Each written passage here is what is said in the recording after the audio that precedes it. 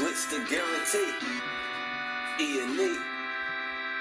With your boy shit.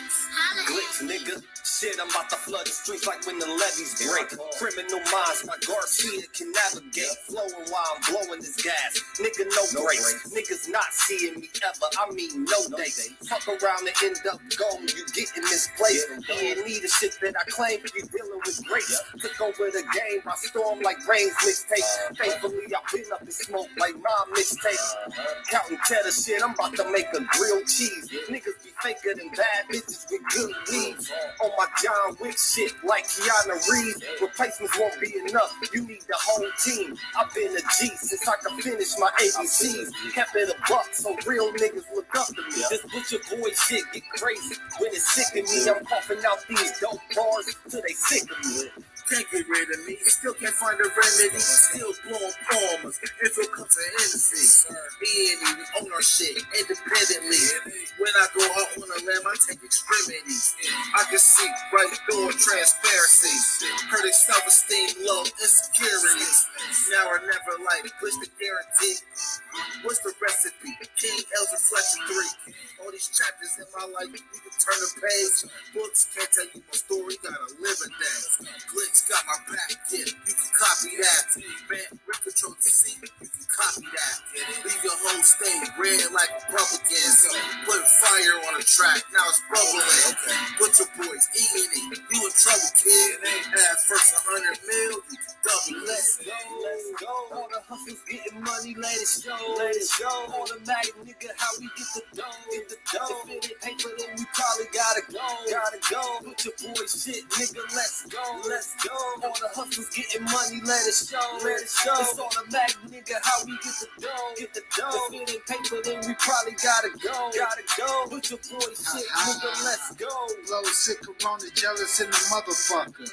Can't even take a step, that's how far I trust you. This black boy turned to shining king under pressure. West side fat jacks, I took more than measure. Shake the extras, that's business starter V. Street blues, what I talk, royal blood flowing free. Power on my mind, knows the gang is kind. Read between the lines, it was in my eye. If they ain't got real lines, it ain't hard to spot a counterfeit. Undefeated, ultra Rio, Fern, Gully Mountain shit. Couple hot shots, turn on the frozen margaritas. Even better when it's served with some flawless features. Next year they gotta pay for these flawless features. Flawless victories from the flaws that they teach us. Now my flow imitate how I board the plane non-stop. The little J gon' take over with my time stop. Yeah, I get right to it. My nigga, we begging pardon. We putting niggas back in boxes. Yeah, they be harder. My flow be retarded. Sick, I need hella help. My groove came back. This must be how Stella felt. We just started kicking it like a yellow belt. We all made it to the pros. This is how LaMelo felt. You better yell out help. Here come the double team. You catch me in the spot, then you know that the boy is clean. The Louis V look mean with the magazine. So if you try it, you get shot. No vaccine. If you was asleep before I came, then I'm the caffeine. I pull the jokers out the deck. Yeah, there ain't no laughing. In CEO fashion, we sticking to the business. Wouldn't even let a vegan knock me off my chicken. Something about the BBS when the sun is hitting. Shit be flashing like the lights when you getting Let's taken. go, let's go. All the hustlers getting money, let it show, let it show. It's automatic, nigga, how we get the dough, get the dough. If it ain't paper, then we probably gotta go, gotta go. Put your boy shit, nigga, let's go, let's go. All the hustlers getting money, let it show, let it show. It's automatic, nigga, how we get the dough, get the dough. If it ain't paper, then we probably gotta go, gotta go. Put your boy shit, nigga, let's go. Yeah. What up? You already know it's the man about town. Virgil, aka Stats with the Facts. And y'all know y'all tuned in to another episode of Real Talk Podcast. How y'all doing, man? We here, man. It's beautiful. It's Sunday. It's a beautiful day. How y'all doing? Smash that like button on your way in. Meet and greet each other. Vernon 85, what it do, brother? You know what I'm saying? Shouts out to everybody in the chat. You know what I'm talking about? How y'all doing today, man? We woke up today, like I always say, so we already got the victory. We already won. It's a beautiful thing. You know, it's a beautiful day today. You did. How y'all doing today, man? Sunday. You know, getting back to the regular thing tomorrow. But tonight we're gonna have this build session. We're going in. Hopefully my pop's old ass is in the building watching. If you is, Dad, let me know, man. Put a comment. Excuse me, in the comment section. Yeah, we about to go in, man. Sunday nights is going to be the Spiritual Roots series over here at A Real Talk Podcast in conjunction with A Real Talk Media LLC, which is my company. You know what I'm saying? Every Sunday over here at A Real Talk Podcast, we're going to be doing the Spiritual Roots. And right now we're doing a series. I think, if I'm not mistaken, I'm pretty sure it's either another,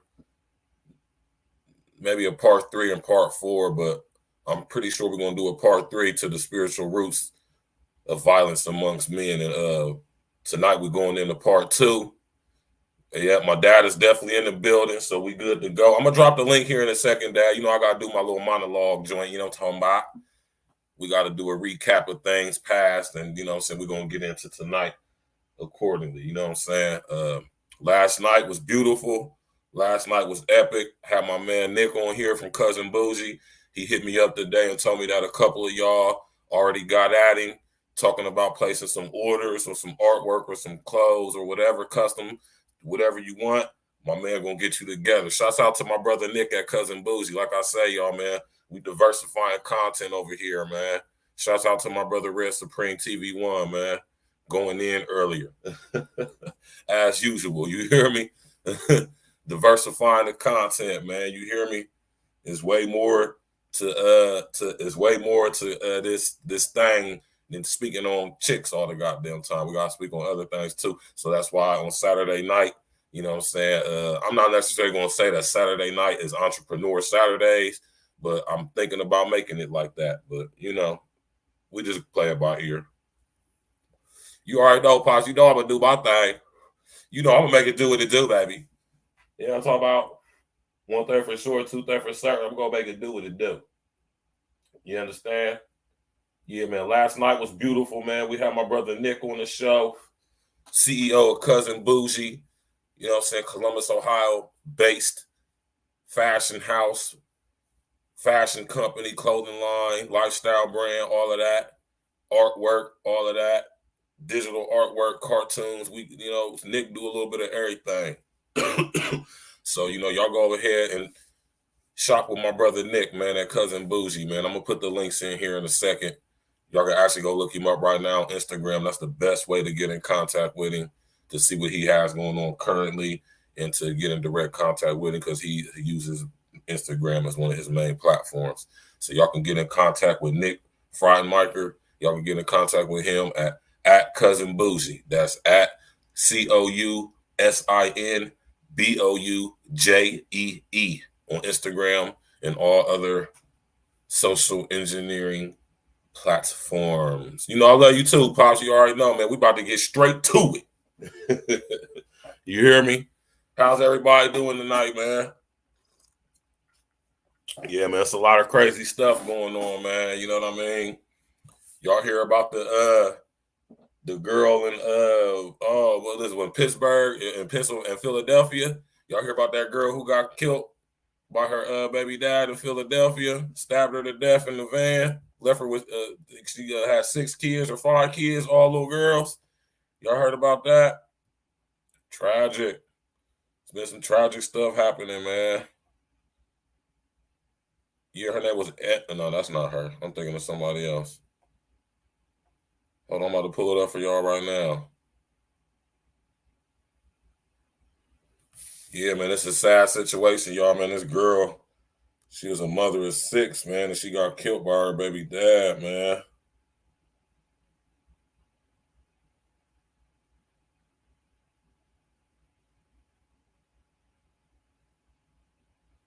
Hold on, I'm about to pull it up for y'all right now. Hold on real quick.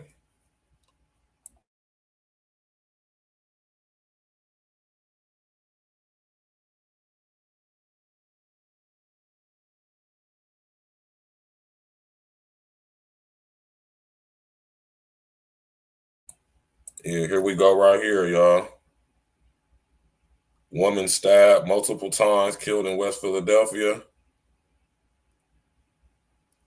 Mother of 6 killed in Strawberry Mansion. Family asks shooter to come forward. No, this ain't it. This is something different. Hold on, that's the wrong one.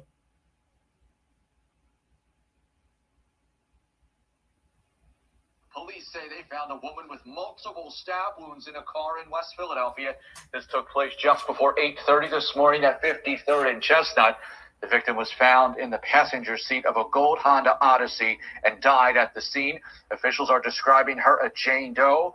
They say the woman is in her early 30s. Investigators tell us a weapon was recovered, but no arrests have been made. Damn.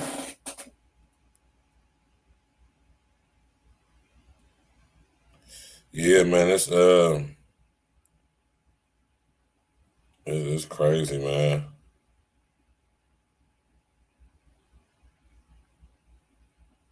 It's crazy, man.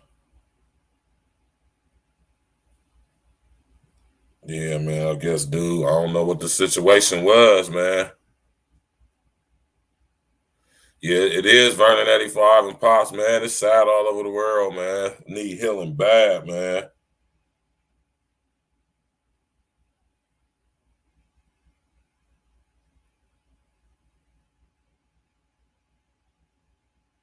Real bad, man.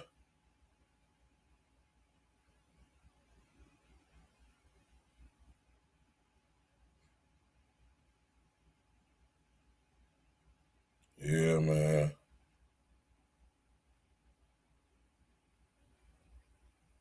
I'm trying to find another story, man.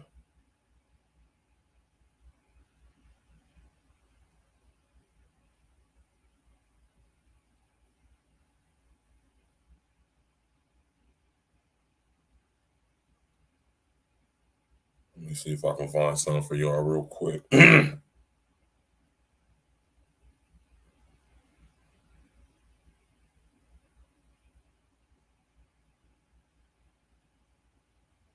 say they have a person of interest in custody in relation to a fatal stabbing in West Philadelphia. Police found a woman with multiple stab wounds in a car just before 8:30 this morning. The victim was found in the passenger seat of that gold Honda Odyssey minivan located at 53rd and Chestnut. The woman has not been identified, but police say she is in her early 30s. Damn. I've seen some more coverage on that story, man. Hold on, man.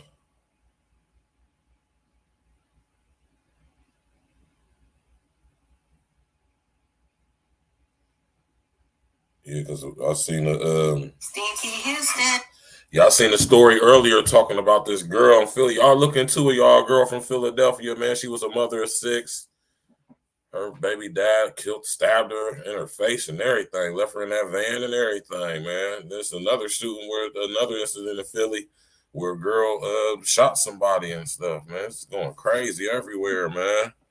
It's just going goddamn it crazy, man, y'all, man. It's just sad, man. This is what I'll be talking about too, y'all. And this goes in perfect to what we're talking about right now tonight with this series, The Spiritual Roots of Violence Amongst Men. You know what I'm saying? We got to get to the root of this and where it come from, where it stemmed from, so we can have a better over and outer understanding of why it's so prominent and prevalent and present in our society today. That's a PPP for your ass, right? You know what I mean? And we got to get to the roots of it, and we got to always go to the spiritual roots because that's from which everything stems in this reality. You know what I'm saying? You see what I'm saying? I'm shooting at it. You see what my pops just said? You know? You right. I gotta say, Vernon 85, man, you right about that, brother. You right about that. Big healing. Big healing. And this is how it start, man. We can't be scared to speak out. You know what I'm saying? And speak on these issues and these matters and really speak on them from an aspect and from a perception or perspective that we really need to probably focus on looking at them from versus the other ways that we've been conditioned to look at them. So we look at this stuff on a technical, on a physical level when we need to be looking at these things on a spiritual. level, energetic level, I dare say electric level. And that's why me and my dad gonna sit up here every Sunday night and goddamn it break down and decipher, you hear me? Analyze, critique, critically, you hear me? And break it down to the very last compound. You know what I mean? Get to the roots, the square root. You understand what I'm saying? So we can have a better over, inner, outer understanding of why this stuff is the way it is now in our society. And on top of that, why is it so intense, so severe, so heavy, right? So right in your face and so blatant that you cannot deny it. You cannot, you know, like I say, you can't unsee it. You can't unhear it. You know what I mean? And you know what I mean? Me knowing my pops, I get why he wanted to start this situation off with this right here. Because in order to go anywhere else, we got to get to this right here where it comes from. Where the violence comes from. Where did it start from? What is the roots of it? You know? What was the origin of it? When you have a over, inner, outer understanding of the origins of what violence is, where it stems from, like I say, presently, you'll be able to see not only where it happens, but why it happens.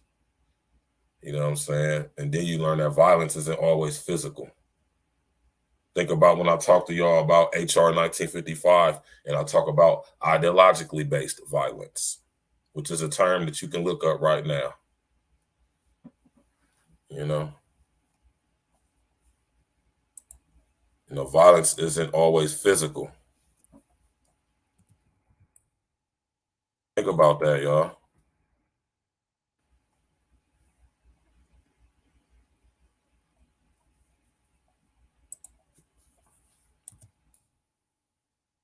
Think about that, y'all, man.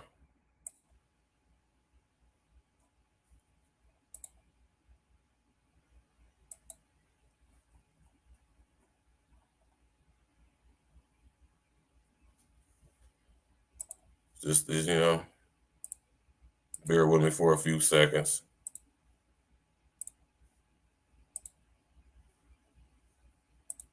Right?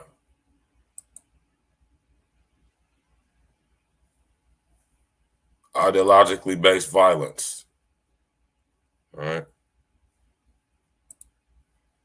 The term, excuse me, the term ideologically based violence means the use, planned use, or threatened use of force or violence by a group or individual to promote the group or individual's political, religious, or social beliefs. Now, remember when I told y'all, when you see the word "or," that's a separation to saying that these two words or two verbs or nouns that's next to them, they're not the same. They're not associated. All right. So when you see force or violence, that's a separation of them being not the same thing. Force doesn't necessarily have to be physical. Neither does violence in this definition of this term now anyway. So I want y'all to think about that, man. And that's why I always say that. I want y'all to think about that. Let me come up real quick. That's why I always bring up ideologically based violence. That's why I always bring up HR 1955, so it can put into perspective for y'all that this is not me just on here just talking shit. This is legislation. This is the law. Y'all might want to familiarize yourselves with this. This is an act of Congress. House Resolution 1955, the Violent Radicalization and Homegrown Terrorism Prevention Act, which coincides perfectly with the roots of violence amongst men. And now there's actual legislation right here, which deems us all basically homegrown terrorists. If you read the legislation for what it actually is and what it's actually saying. And by the definition, like I said, by the very definition of ideologically based violence, that is a broad definition, and that's pretty much pointing towards all of us, right? Because if you could be said to be spreading ideologically based violence, that will make you suscept to being considered or deemed a homegrown terrorist.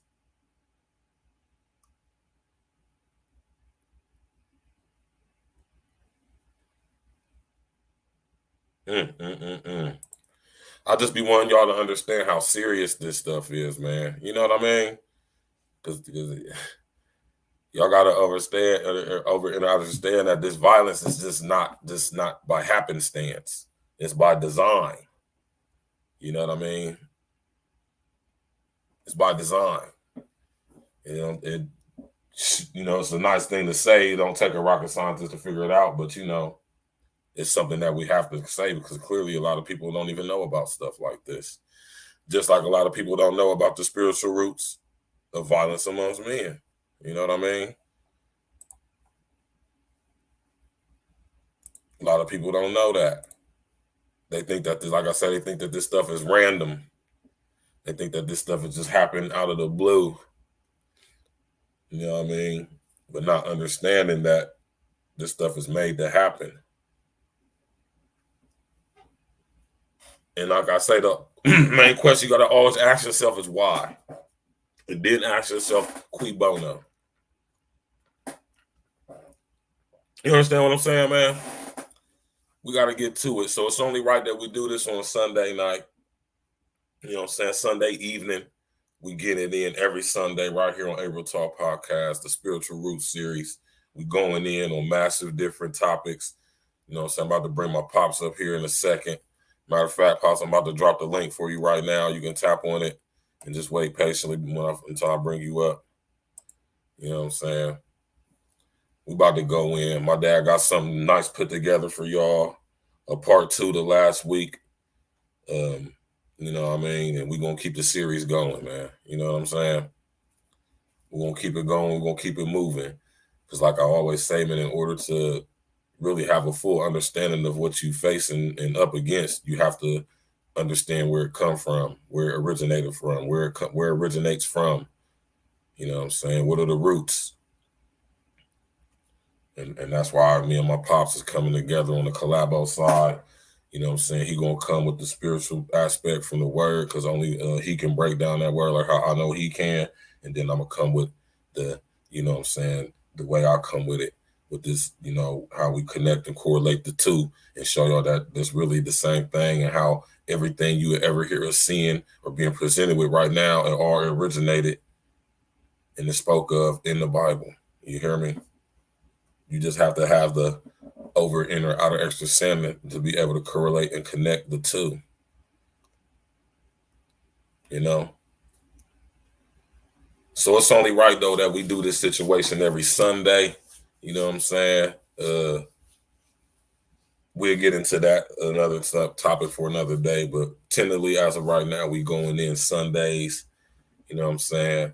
And we're going to be breaking down the spiritual roots of a lot of things in our reality. Tap in and walk with us, man. Hit that like button. Subscribe to the page. Share on your social media and all that. You know what I'm saying? You know what I mean? And tap in and walk with us. Pops, where you at? I got the link right here, man.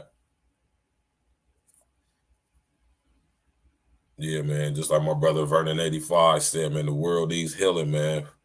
And we can't depend on the established religion to do it. Because as y'all see, that is crumbling in front of our very eyes.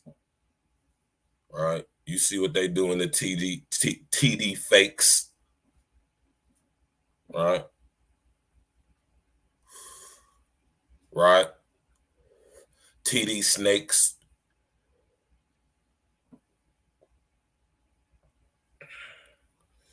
You know, it's crazy that my brother Red was talking about what he was talking about earlier because what's happening with Homeboy is very similar to what's happening in reverse to TD fakes / TD snakes. You know, all these years of cajoling, coddling, cuddling for the chicks in the church. And now that things are getting completely and totally out of control, now that y'all want to say something, and now they just leaving the church. You know what I'm saying? You know what I mean? Now they just, you allowed these chicks to build you up. You know what I mean? Allowed them to lead and follow, or should I say not lead and follow, but lead and guide you. You know what I'm saying? And it's just for them to find out about who you really are. And now, you know what I mean? Now they ain't messing with you no more. So now you sounding like, you know what I'm saying? Like you know what I mean? You sounding like you sounded like a bottom bitch who all of a sudden just got left by her motherfucking hoes, man, like by the pimp. Just decided to just leave one day. Like, fuck, I know you my bottom bitch, but I'm just done messing with you. It's crazy, man. Crazy, crazy, crazy, man. Pops, man, where you at, man? I dropped the link. Let me take this off. Yeah, the link is right there, man. I don't know what this dude doing, man. Let me mind my pops up. Yeah. Yeah, man, I had to mind my pops up, man. But yeah, though, man, y'all know how that stuff go, man. It's only so long fake content creators can pretend, right? It's only so long false prophets can pretend. You hear me? That's why you might as well just be real and just be yourself, man. Just be who you are, man. People will accept you. You know what I mean? Instead of you just putting on like like you're holier than thou art, or you're just something that you're not, for real, man. You can't operate like that. I don't think that shit ain't gonna come bite your ass in the motherfucking ass when at the end of the day, when the demonstration is over with and when the truth is finally known. You can't operate like that, man. You just can't do it like that. And as y'all see, you know what I'm saying? Like I said, 2022, all fakery and all fuckery will be exposed. And I'm not saying that to be cocky or arrogant, like I'm going to be the one to expose it. Nah, never. I wouldn't dare. You know what I'm saying? The fakery and the fuckery were going to expose itself. You hear me? You ain't even got to seek it out. You ain't got to try to dig too deep to expose too much fuckery. It's going to expose itself. Especially when it's so blatant and obvious nowadays. And like I said, that's why it's real ones like me and my pops. You hear me? That's why we here to do what we doing. You know what I mean? Using this technology for what the hell it's supposed to be used for, not letting it use us. You know what I mean? God damn it. You know what I mean? I keep telling you that you got to hit that link that's by my name. You see where my name is at, and it says StreamYard. Just tap on that link right there to bring you out, and I can bring you in. The same way you did it last week, old man. Same way you did it last week, Pops.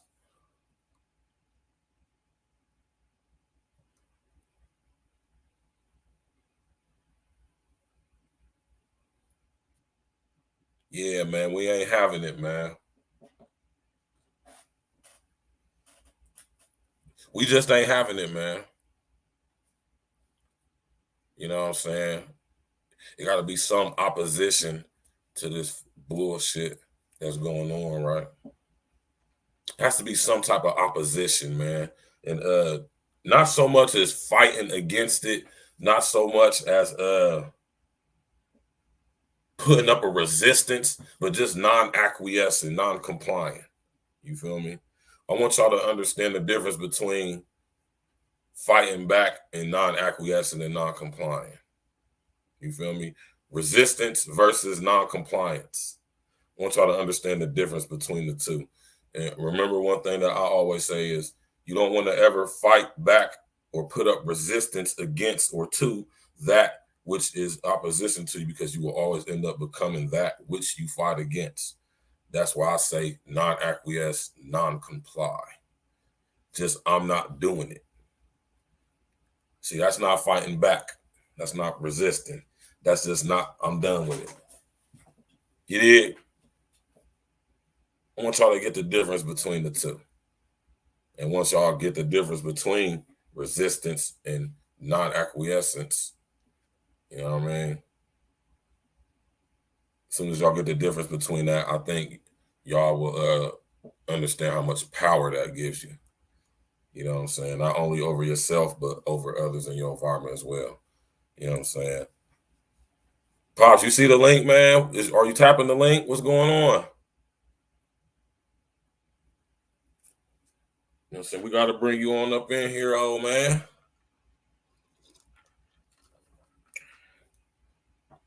Right there underneath my name, man. Tap that link. Just go to it, hit it with your finger. It'll bring you right in.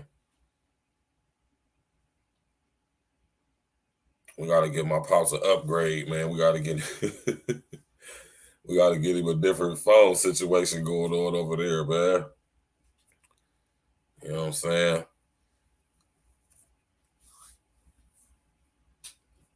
And if for some reason it's not letting you on that, you might just have to call me.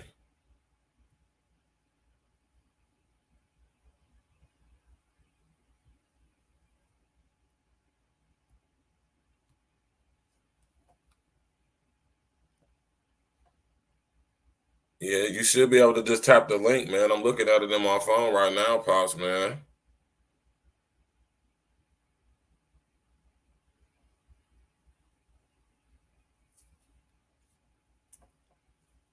You know what I mean?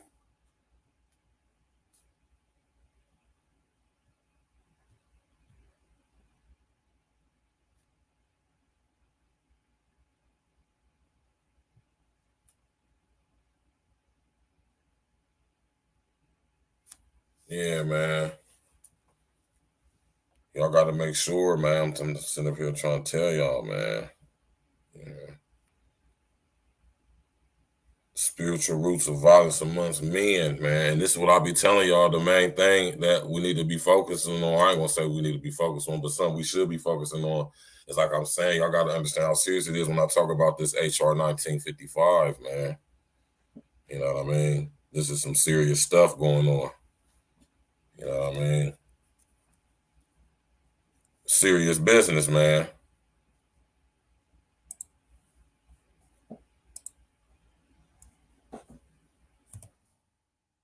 Serious business.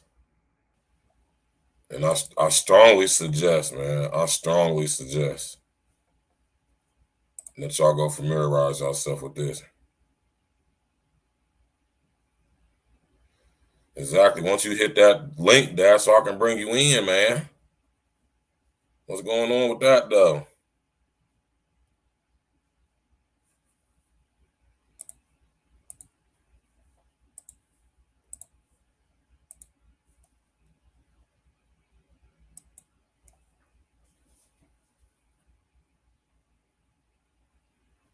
Need you to hit that link, man.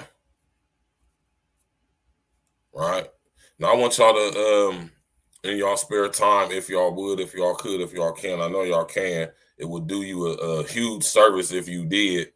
Go check out HR 1955. Just go Google it, right? And go read it.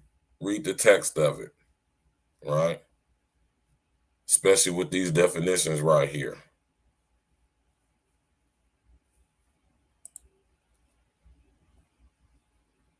Read them four definitions of what that is right there, and then look at the findings.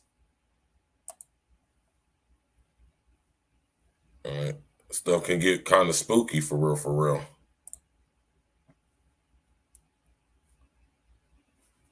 Hold on.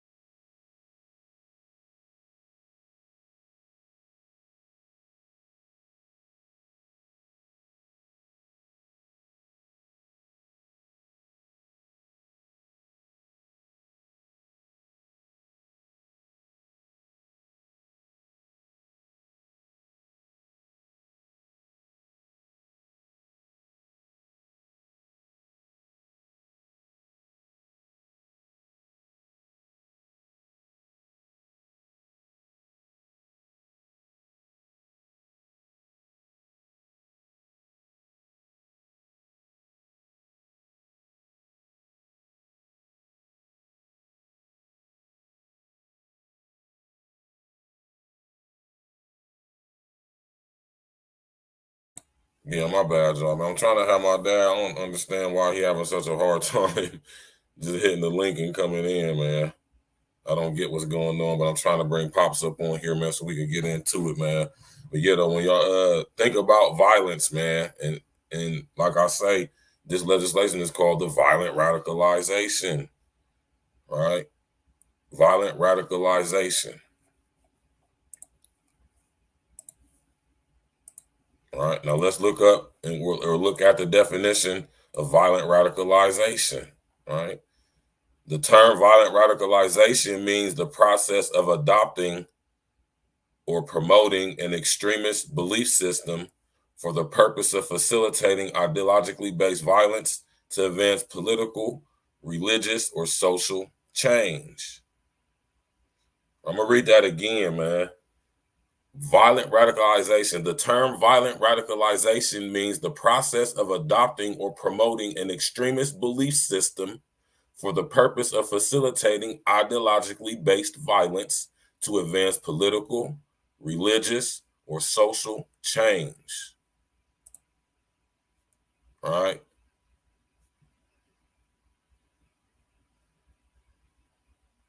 So violent radicalization is very broad, man. This is the reason why I'll be telling y'all that I want y'all was important to understand what this stuff means. You know what I'm saying? So what can be considered an extremist belief system that is violently radicalizing people, right?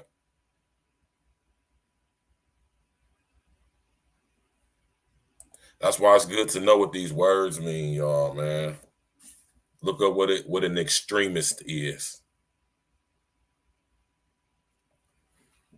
You know what I'm saying? When I got locked up and the police came in my house and they got all the stuff out of my house, they got it out of it, and they had found my filing cabinet. You know, so I had a filing cabinet full of documents, you know, just stuff that I printed off the internet when I'm doing my research. You know, I kept a filing cabinet because I'm a neat guy like that. And, you know, I have various documents in there, lots of, you know what I'm saying, documents, you know, stuff like HR 1955. And when you look on my motion of discovery, right, they labeled my filing cabinet as extremist paperwork. Now, mind you, within my filing cabinet, let me come up for this. You know what I'm saying? When I had got hit, when the police came in my crib, when me and my brother in court had got bagged by the police, man. Andrea, what's up, baby? They came into my house. They had a warrant, of course. They came into my house. They went in there. They found some drugs. They found my gun. They found some jewelry. And they found my filing cabinet. You know what I'm saying? And when I looked on my motion of discovery, when I finally got my motion of discovery from that raid, they labeled my filing cabinet as extremist paperwork. One of these days, I'm going to get a copy of my indictment and I'm going to show it to y'all. We're going to go over that and I'm going to show y'all about my case and stuff. There was some real spooky stuff involved in my case. I'm just glad the feds didn't pick my case up. Because I believe and think that if I would have tried to attempt to pay my bond, I believe the feds would have picked my case up because this is at a point in my city when the feds were in Columbus. You hear me? Do your knowledge and history on that. This is around the time when I began to do my research into this right here, like around 2007, 2008, right before I got locked up in 2010, right? Now, the HR 1955 was passed in 2007, in October of 2007, right? And it was the last thing that George Bush signed into law before Obama took over, right? And now that I'm aware of this legislation and I see what's going on in our society now, I connect and correlate like HR 1955 protocols are being implemented, right? And everything we see, y'all, literally everything we see, anything that has to do with any form of violence that we see being reported on in the mainstream media is a product or I ain't gonna necessarily not necessarily a product of HR 1955, but it's something that is being used to ever more implement or have a reason to implement or get the people to beg for the protocols being implemented of HR 1955. Do y'all understand that? The very environment is being manipulated, is being made to happen, made to be what it is in order to implement this very legislation by getting the people to do it. And all these acts of violence y'all see, which to have a better understanding of, we need to get to the spiritual roots of violence. And I don't know what's going on with Pops, man. I don't know why he ain't coming in. I don't know why this guy's not coming in. I don't know what's going on with his phone. You know what I'm saying? I don't even know if the guy is still watching. You hear me? Yeah, though, Andrea. I'm gonna go get my motion of discovery because, I mean, anybody can go get it. You know, so I wish I could remember what my case number was. I got it and I can find it, but I don't feel like looking for that shit. But I'll find out what my case number is, man. I swear y'all can go find out what my case number is and all that, man. It's public information. Y'all can see the whole thing, man. You feel me? And yeah, man. You know what I'm saying? This stuff goes deep. You know what I'm talking about? So yeah, man, the spiritual roots must be looked at. They must be examined. They must be analyzed. They must be researched and looked into. Because that's the only way you're going to have a full understanding of what's going on. Yeah, man. The detective on my case, or the guy, he was Agent Vass. He worked with the Mid-Ohio and Joint Task Force Liaison through the ATF and the FBI. I don't even know if he's still around. I'm not involved in any criminality anymore, so I don't know and I don't care. You feel me? But everything about that whole situation just was spooky. You hear me? And we'll get into that on another topic for another day. You did. But yeah, though, man, they came to my house and found my filing cabinet and they said it was extremist paperwork. All right. Y'all go look up what extremist means. And then think about the definition of ideological or violent radicalization in HR 1955.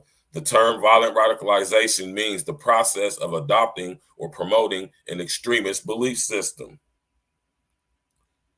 for the purpose of facilitating ideologically based violence to advance political, religious, or social change. I want y'all to understand what that means and what's that saying. So someone who questions things and does research makes someone an extremist or a conspiracy theorist. Yeah, exactly. Exactly. And that's what HR 1955 was passed for. See, the Patriot Act just all made us enemy combatants, right? The HR 1955 being passed a few years later in 2007, before Obama came in, this is the icing on the cake. This is what they're going to use to come for us. Even those of us who aren't necessarily breaking the law or doing anything. Extremist belief systems. If you Chaos Rain, what's good, bro? If you are let's say this. Let me put something in perspective for y'all when it comes to this HR 1955. All of you guys who identify with and align and adhere yourselves with these euphemisms, these acronyms, you know, like MGTOW and SYSBM. Don't y'all know that under HR 1955, that could be considered spreading ideologically based violence and violently radicalizing people, therefore deeming you a homegrown terrorist? Because look what happened in New York. Right. If you think about what happened in New York, using provocateurs on YouTube, to connect that to what? The Black manosphere. y'all better understand this stuff, man. And it's because it's getting serious. This is why I don't align myself with any ideologies. You can't label me, especially if I don't label myself. All right? I don't do the red pill, blue pill, black pill, green pill, orange pill, purple pill, whatever pill. I don't do the big towel. Although I'm not knocking into that, you have the freedom of choice to align yourself with whatever ideology you choose to. All right? I, for one, stand out because I don't want to be put in no box. I don't want the unintelligent artificial intelligence to learn me any more than what I'm willing to allow it to. You hear me? Do you understand what I just said? You did. Exactly. And I've always been a person that think outside the box, right? Y'all see everybody doing that challenge where everybody just be doing goofy shit. It's talking about some you can't predict my next move. That shit is silly as hell, but what it actually means is profound in a way. You got to stay elusive, so to speak. This unintelligent artificial intelligence ain't as smart as it making us think it is. Exactly, Uncle Diggity. You already know what it is, bro. We got my brother Uncle Diggity in the building. You already know, Uncle Diggity. That's exactly what it is. I want y'all to go study HR 1955, man. I want y'all to go look it up. I'm not telling y'all for this for no reason. I'm not going so hard on this for no reason. Y'all see what's happening in our society, man. If you pay attention to it, you know what I'm saying, when we get to the spiritual roots of violence amongst us, we see the culmination of that now.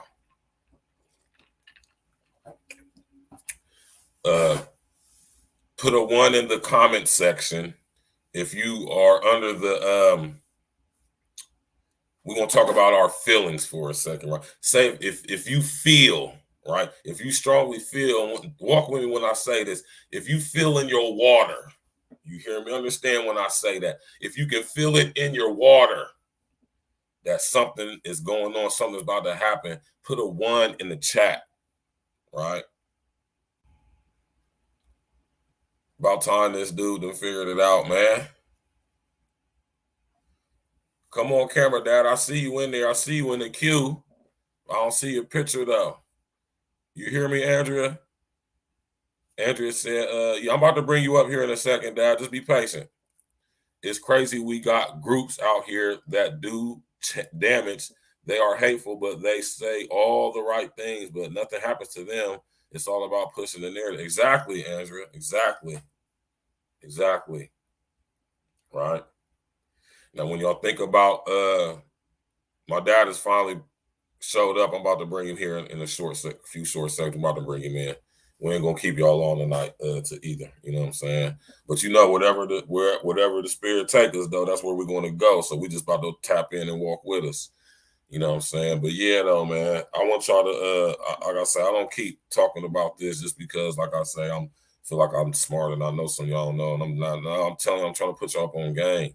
Because once y'all understand what HR 1955 is all about, y'all can get a better understanding of how this is a direct result of the roots of where all this is coming from.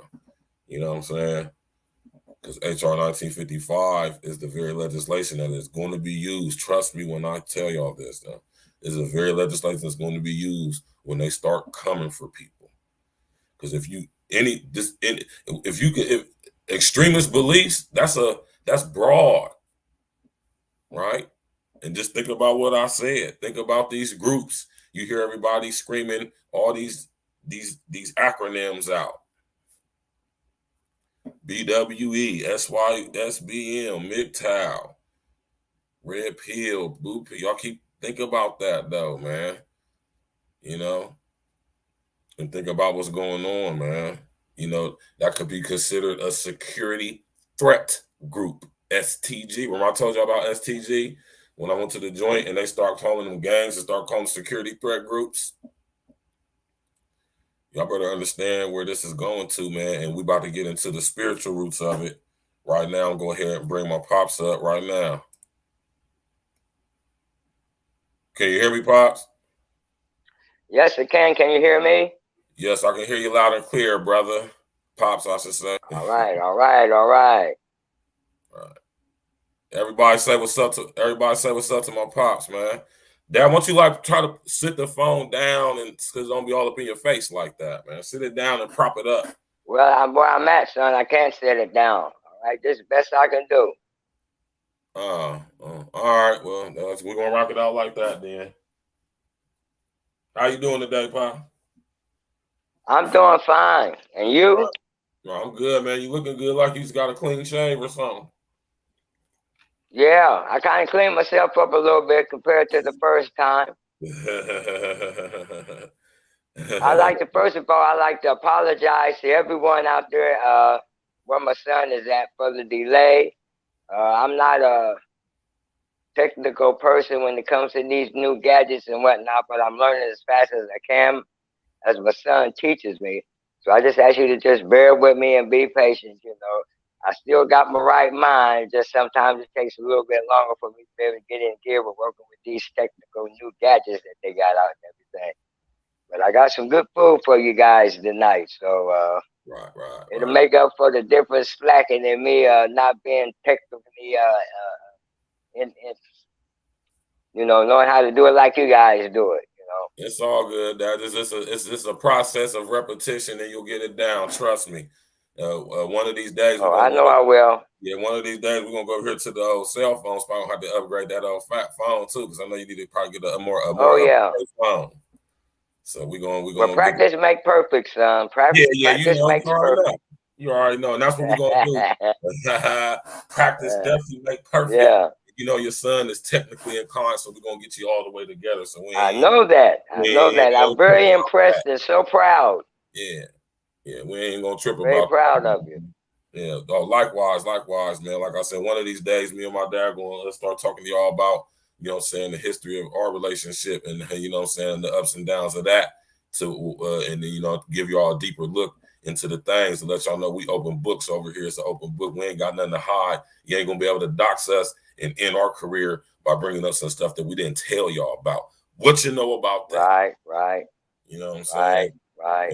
Yeah, so Dad, I'm gonna go ahead and give you the floor. I'm gonna fall back, you know what I'm saying, and I'm gonna just go off of you. I'm gonna feed off of you, and I'm gonna piggyback off of you. You just go ahead. All right, son. All right. First of all, how is everyone out there doing this evening? Manners, blessings, and respect to everybody out there, y'all, man. Hit that like button, subscribe to the page, click on that bell. You know what I'm saying? This is Sunday night Spiritual Roots series with Virgil Berry Sr., my pops, and me, Virgil Berry Jr., the second, Junior, all of that. We in the building, Stats with the Facts, Able Talk Podcast. Let's go, Pops. All right. Well, we must be doing something, right? Because I've been checking the views out, and we up to 120 something. So we must be doing something, right? I'm proud of my son, and I got some good nuggets for you guys tonight. Where we started out with the first time with about man against man and violence against man. We're going into part 2, and it's called Man Against Man, Violence Among Men, and a New Beginning After the Flood. Now, you know where I started out the first time, how that it all got started and everything, coming from the Garden of Eden. Okay, God got tired of everything that was going on, so he decided to clean everything up, so he brought on the flood. I like to make a few points about some interesting things about the flood, that when God brought it on, that his plan for his creation, that he only used 8 people with the flood. That was Noah and his family. Now, remember when last week I was saying about how that all of mankind at that time on earth was the seed of Cain, which was from the seed of Satan. God had to wipe them all out. So that's what he did. So he brought on the flood. Interesting thing about the flood is that it rained for 40 days and 40 nights. Now, most of y'all probably know that. But the fact is that as the water was received, that was all over the earth, it was 15 cubics upward. That's a lot of water. I try to break it down as much as I could to see exactly how much water that was. And my answer, I came out to that it was a lot of water. Just know that was a lot. It Whatever you thinking, multiply it it times stayed 8. on the earth for 150 days. 150 days the flood lasted. Okay, it only rained 40 days and 40 nights, but it took 150 days before God decided to succeed or to cause the water to go away. That was because he wanted to make sure that everything that he wanted to destroy was destroyed. Everything was drowned. Another footnote is that the birds in the air, they couldn't even survive it. That's how much water it was. That everything that flew in the air, everything that was on the ground, that it just flooded it out. And another thing that I found out also in doing my studying is that God, when he brought the flood on, he didn't want to do that to the animals, but that's what he had to do. But he ended up flooding them all out. Now, Dad, I want you to Give me a second. Let me catch my notes. you can catch your notes while I say this though. I want you to Go ahead. I want you to explain to them that 150 days is in what we perceive as time. About 4.5 months, somewhere around there. Yeah. Somewhere between almost 4.5 to 5 months. That's a lot of water. I mean, he wanted to make sure, covered the mountains.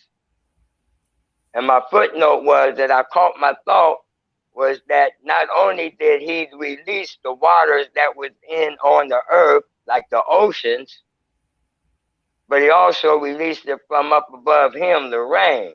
So water was coming down simultaneously from him out of the heavens and released from the earth.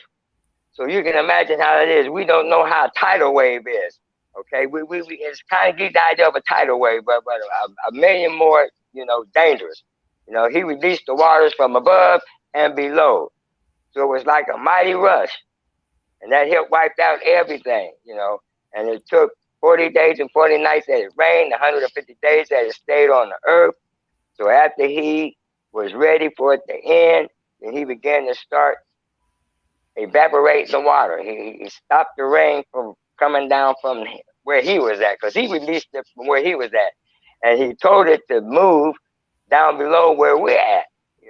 See, God just speaks to things, or he just thinks thoughts for things to happen. You don't have to go through what we go through to make things happen. All you have to do is say it or think it. And it's so. So that's what happened. And he said, I'm going to start all over again. And that's what he did. So he wiped out. Now, Noah, we're getting a little bit more into Noah. Noah, he was used. Boy in the building. Yeah, all right.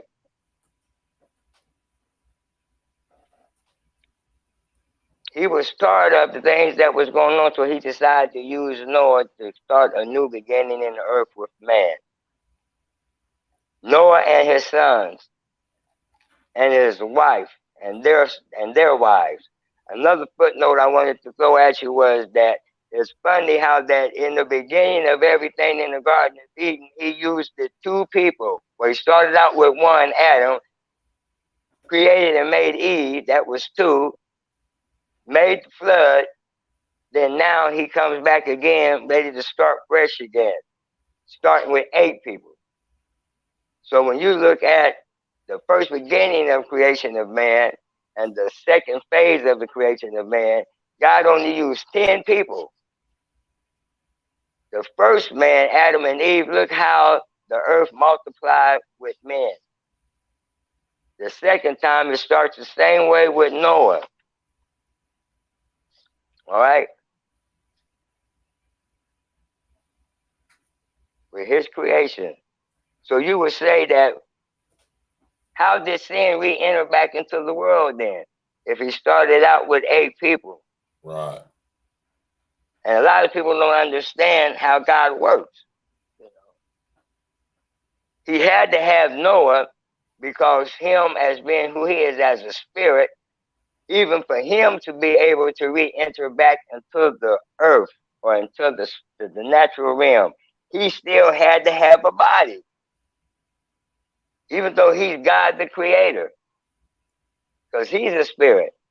So that's why he chose Noah. Noah is going to be his vessel for him to be able to re-enter back into Earth's realm later on up the road. He touched Noah's heart and made Noah good. Because like I said before last week, everything that is bad cannot become, can't make good, but good can make bad good, but bad can't make good good. You see what I'm saying? Because can't nothing good come out of bad. Right. I hope I'm not confusing anybody. No, but that's the way that it happens. So this is what God did.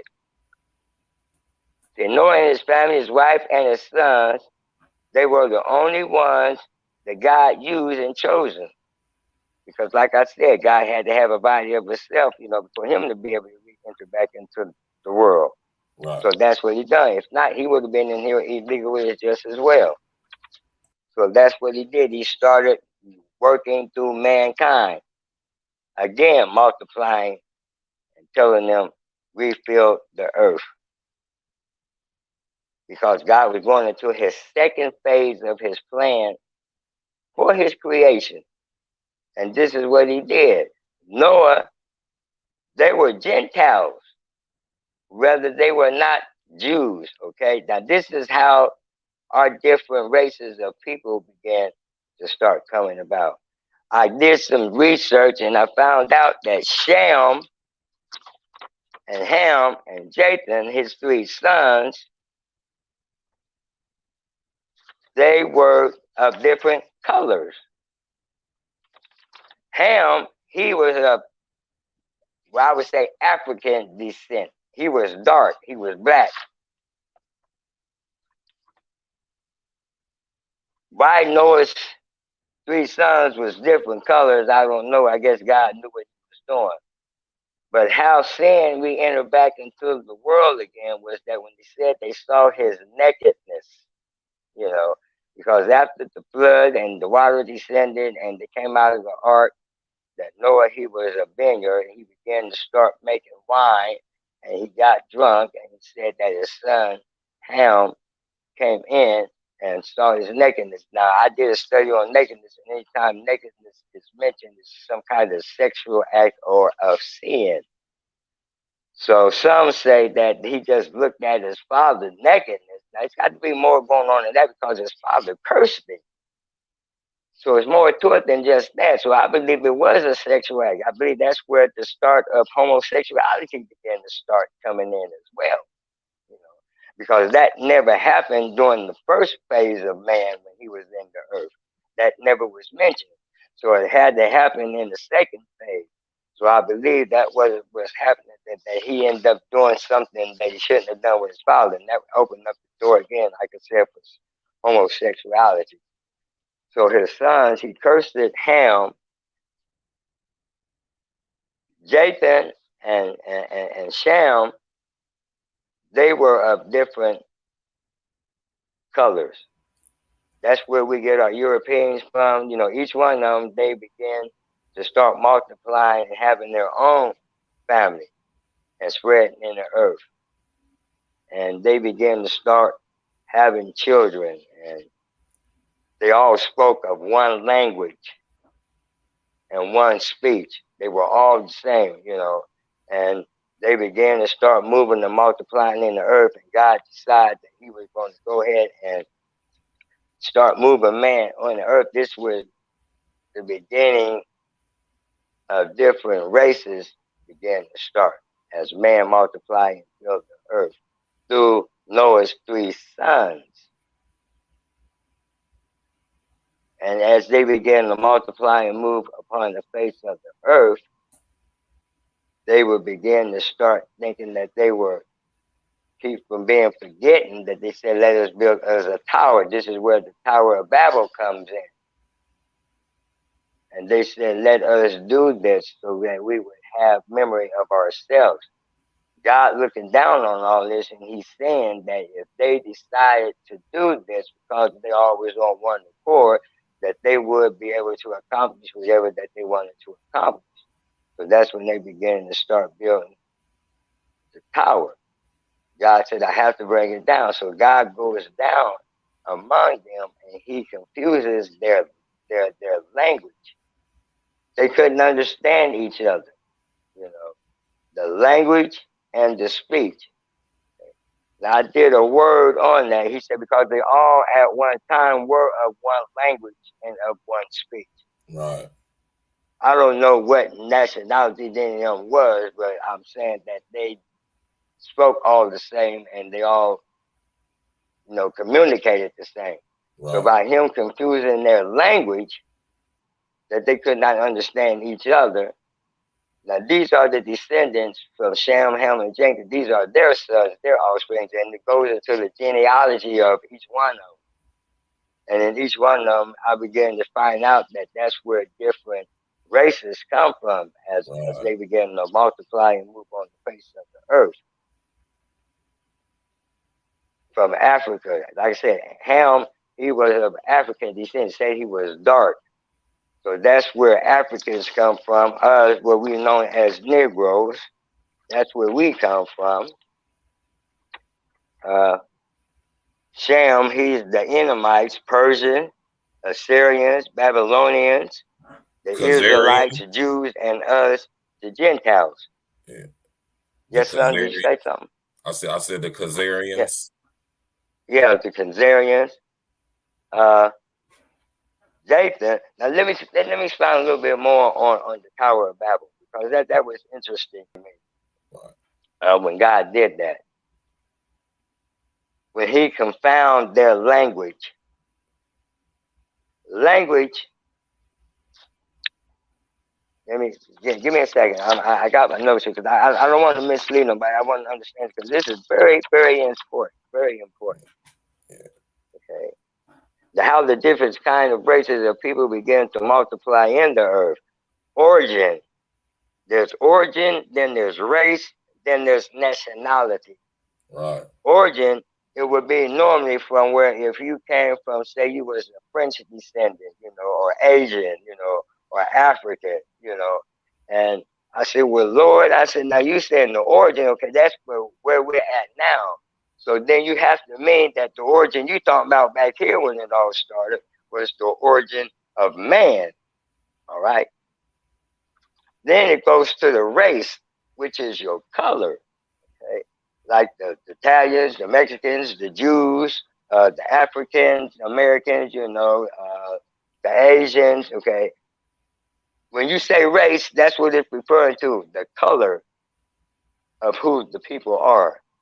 When you're speaking of origin, it speaks of where they're from, their descendants, or the originality of where they come from. You know, just like if you're from Africa, you know, and you're born there, that's your origin.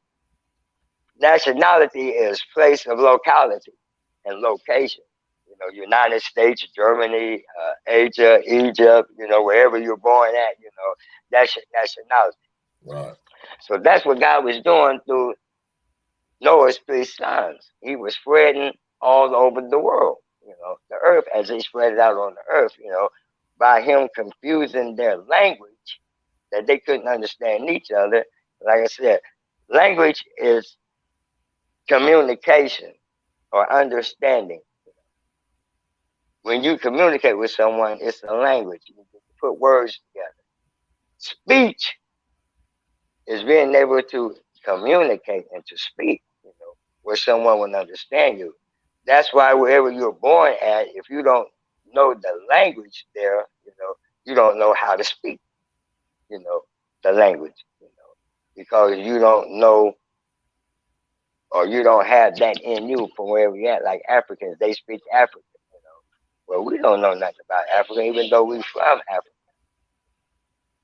But that's because we African American. So therefore, wherever you're from, you speak that language, you know. And that's why they was able to understand each other when God decided to separate everybody and he confused their languages and everything. That everybody who understood everybody, that's who they went with, you know. I mean, you can imagine how many different people that they were, and when God confused the languages, that they were speaking all kinds of languages to everybody. Now, they all at one time spoke the same language and understood each other. After he confused and confounded them, no one could understand another one, each other, unless it was of the same one that spoke the same type of language. So whatever language that you spoke, that's what group of people that you went to or went with. And so that's what happened. Now these are still from the sons of Noah, as they multiplied and filled the earth. So they all went all their separate ways. That's bringing us to where we at today, why that we speak the language that we do and where that we were born at. That's why we understand their language. Am I confusing anybody? I mean, am I making sense to anyone? This is not. Huh? Yeah, go ahead. Okay. I just want everyone to understand how still this all comes back to violence in man. Right. Because they started it all over again. They began to start killing and doing all kinds of sorts of things to each other in the world. And that's why we are where we at right now with it. And I just thought that if we understood more the origin of where all this started at, that it would help us get a better understanding of what's happening to the world and in the world that we live in today. God knew what he was doing, but yet he decided still to give man a second chance. And how sin was able to re-enter into the world, I'd like to think that Satan, the evil of him, just lay dormant because Noah and his 3 sons, they were not part of God at that time when all this was going on. So like I said, God chose Noah to use to restart his creation again. So even though it was good in him, that's why Noah didn't commit the act. It was one of his sons. Right. Because Noah was good. And God had dealt with Noah and put good in Noah. So it was his son. So that's why the same way that God cursed the serpent, he also, Noah, cursed his son Ham. Because of the act that he did.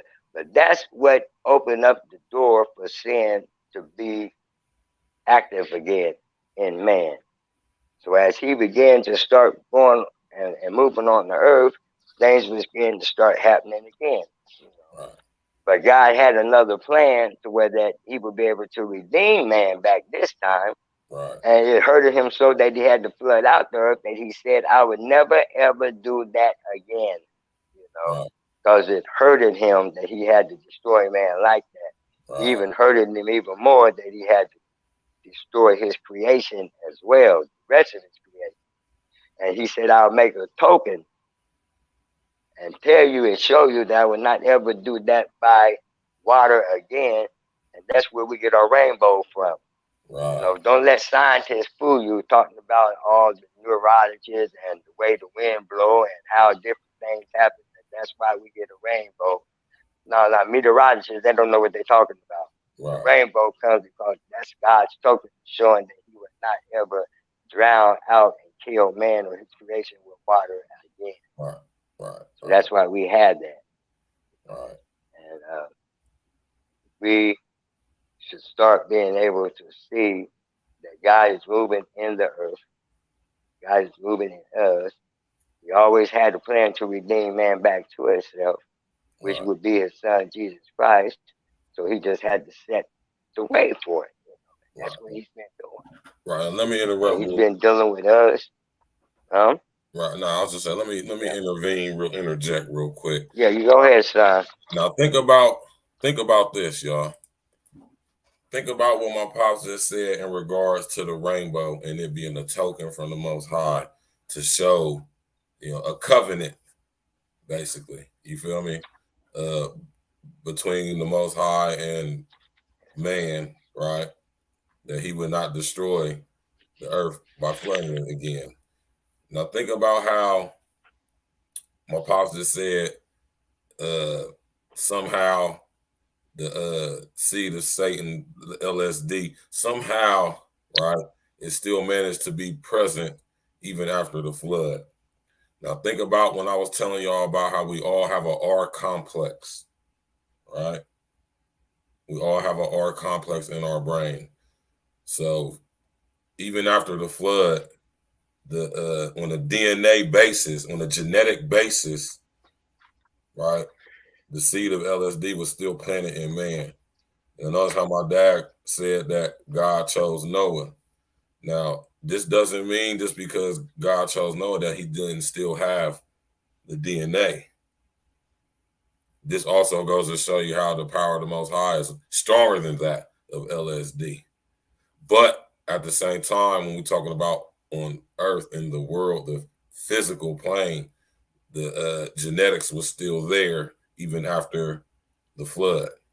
And this is how through this act, right, when Ham saw Noah naked, you know what I'm saying, it was that trigger. That DNA was dormant after the flood, but that act, that situation reactivated that. And this is where I say the R complex, right? Y'all do some research into what the R complex is, right? And I just wanted to bring that up, that, and then also, like I say, think about how the flag is being used today. Think about how the rainbow is being used today. Now connect this with the first act, so to speak, homosexual act, between Ham and Noah, right? And yes, think about God using the rainbow as his token, his covenant, to promise that he would never flood the earth again. But then think about correlate that, connect that to today, where the rainbow is used as a symbol of the LGBT LMNOQ barbecue committee agenda, which is a how can we say it? Which is a thought process ideology from LSD, right? Because that is inverting what the Most High naturally created the rainbow for, and at the same time is also perverting, corrupting the first act and connecting it to that. And this is where we get the LGBTQ LMNOP barbecue committee agenda in society. Not only that, also the Baphomet agenda, the transgender, the men can be women and women can be men, and the combined and all of that. I want y'all to be able to connect the dots, man, and connect how all this stuff relates, right? You know what I'm saying? The rainbow is being used as it's been inverted. So everything the Most High has. That's what Satan does. Right. And everything the Most High has in his perfect will and design, LSD. The devil provokes it. Yeah, he perverts it. LSD finds some way to invert it, pervert it. Exactly. Manipulate it. Manipulate it. How's another word? Copy. You know what I'm saying? Right. Not create, but form. Right. I want y'all to understand the difference between having the ability to form something and to create something. It's not the same thing. All right. You know what I'm saying? Think about that when you think about when Most High said he formed Adam of the dust of the earth. But think about how he's saying. And then too, son, go ahead, Dad. And then too, son, when you look at the things that are going on in the world today, and the violence and the killing and the immorality, you know, it gives you the idea of what happened with Sodom and Gomorrah. Right. That's the very reason why God destroyed Sodom and Gomorrah, because it had all the works and the attributes of what we live in our society today.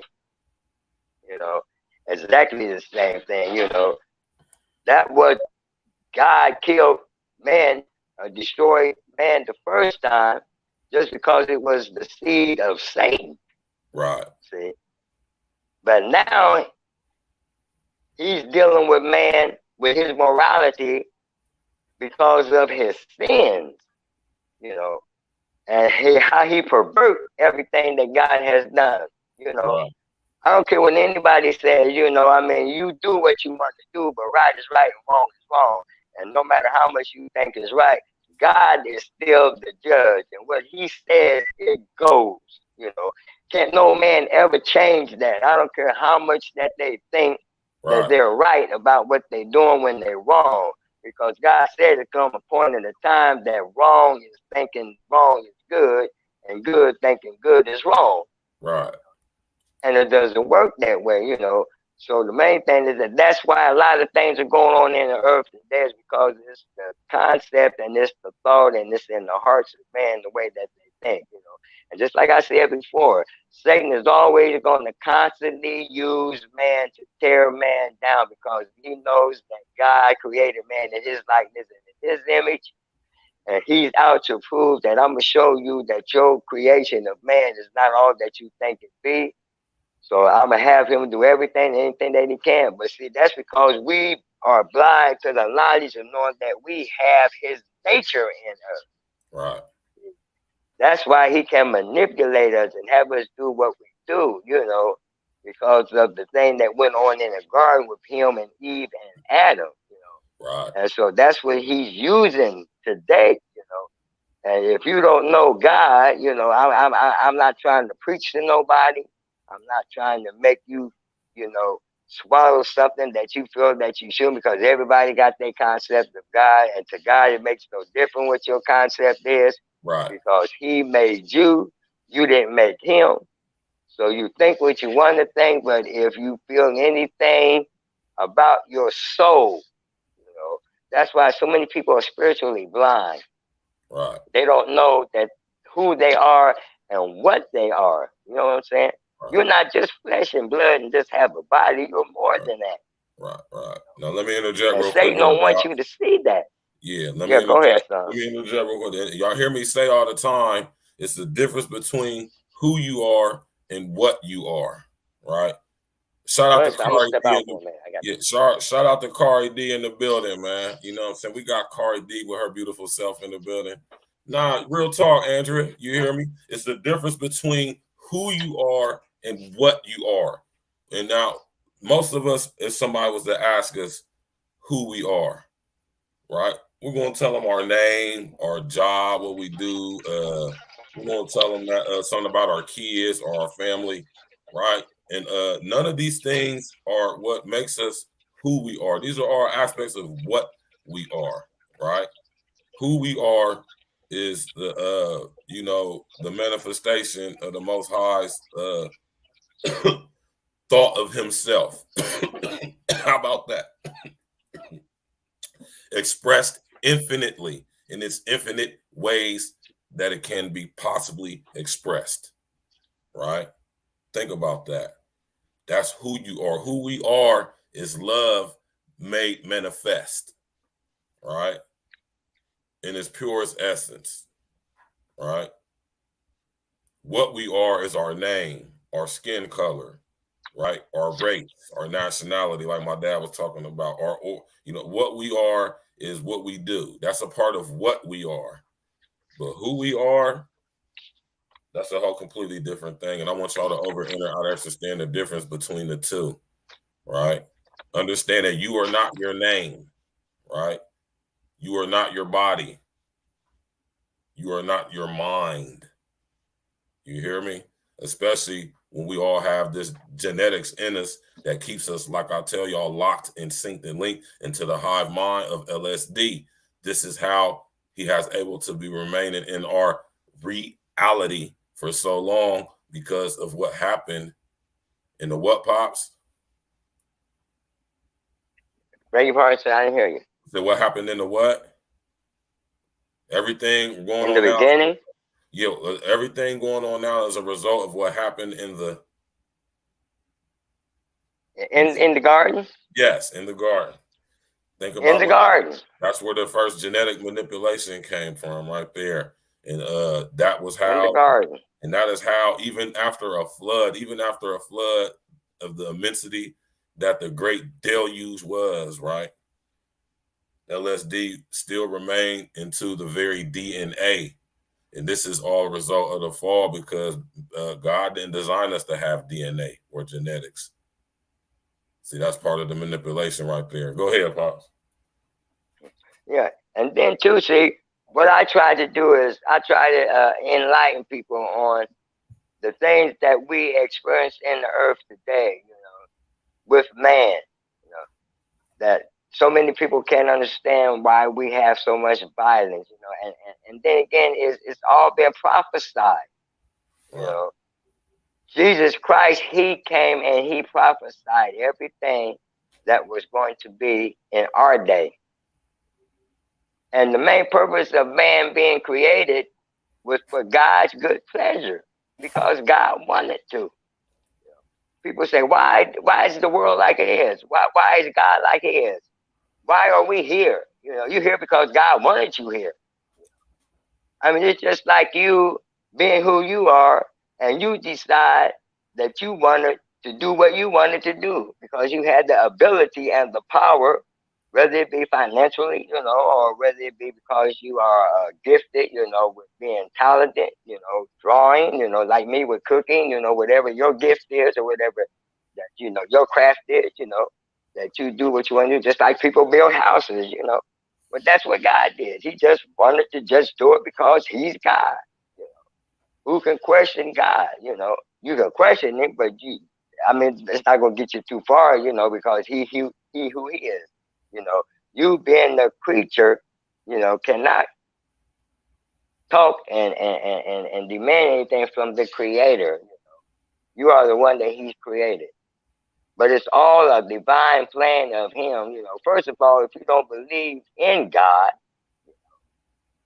it's not so much that you believe there's a God. A lot of people say, I believe there's a God. Well, okay. You believe that there's trees too. You know, you can see them. You know, there's a lot of things you can't believe, but you have to believe in, not just believe that he is. You know, you have to believe that he is God, you know, and he's a spirit. We try to understand spiritual things with our natural minds, and we can't and we never will, because God didn't design it that way.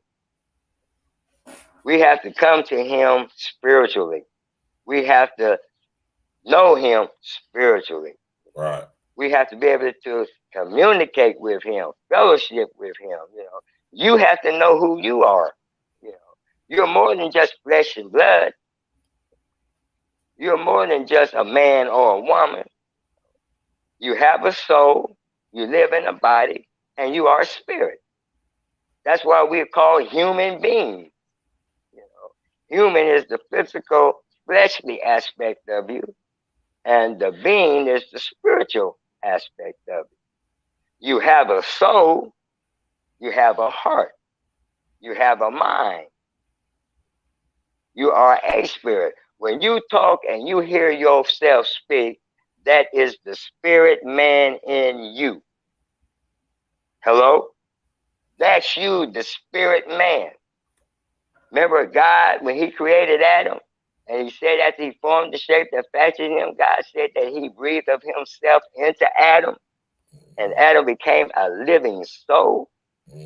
That is the very existence of God in you. He's the breath of you. That's what keeps you alive. Right. Notice, every time a person dies, that's the first thing leave their body. That's God's spirit. Right. That's God's breath. A lot of people say, oh, he took his last breath. No, he ain't took his last breath. That's when God left him. God is his breath. God is his breathing. So you think the that's air we breathe? Right. Tell him. I was just about to say that, Dad. Shout out to number one fly god in the building too. What's up, bro? I was just about to say what you about to say, Dad. Go ahead and say it. Okay. But I tried to get people to understand more than just a man, a woman, a human being. You know what I'm saying? You're much more than that. I feel if you really know who you are spiritually, you'll be able to know why everything else is that it is. And what's your purpose? What is your purpose? God chose me to enlighten man about himself as being a spirit man. Right. About being a part of God, from God, for God, to help bring in everybody else that is like you. This is where Jesus Christ come in on the scene, you know. But like I said, that's a whole nother different story too. But my main point is that I want you to get to know you for who you are. Know who you are. Right. Know who you are. You're more than just flesh and blood. Don't look at yourself as just being another human being in the earth. You know, you're unique. You're different.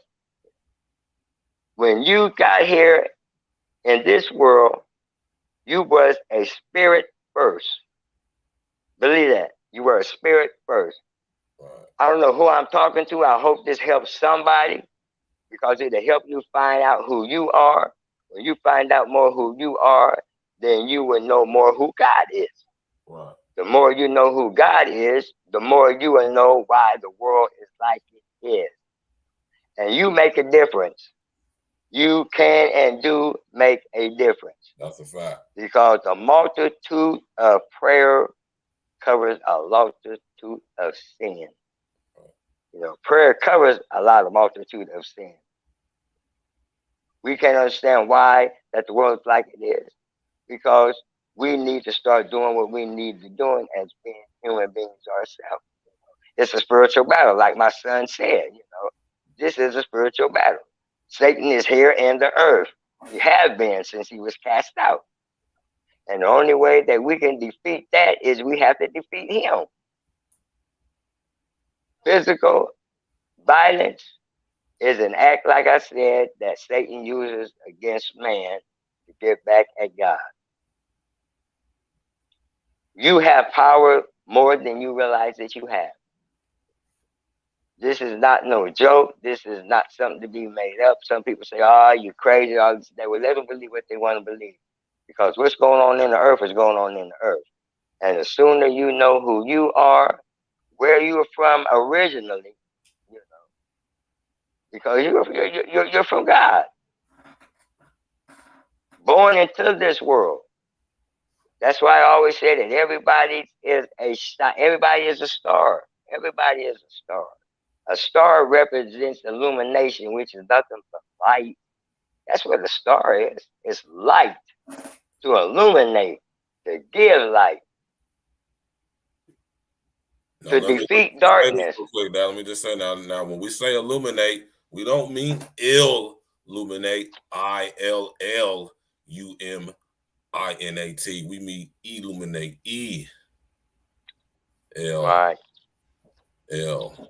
So y'all got to under this one saying when my dad was talking about language earlier, in that whole Tower of Babel story. You know what I'm talking about? Language is one of the main things that keeps us locked and linked and synced into the hive mind of LSD presently today. This is why I say we got to overhaul our entire linguistic system, because the words we use, the very language, the speech, the accents, the dialects, you know what I mean? Those is what's keeping us locked into the hive mind. You hear me? So this just was quite interesting that my dad brought that up. You know what I'm saying? I just wanted to speak on that real quick. And you know what I'm saying? And as far as the spiritual roots of the violence, man, you know what I'm saying? This stuff goes deep, as we see.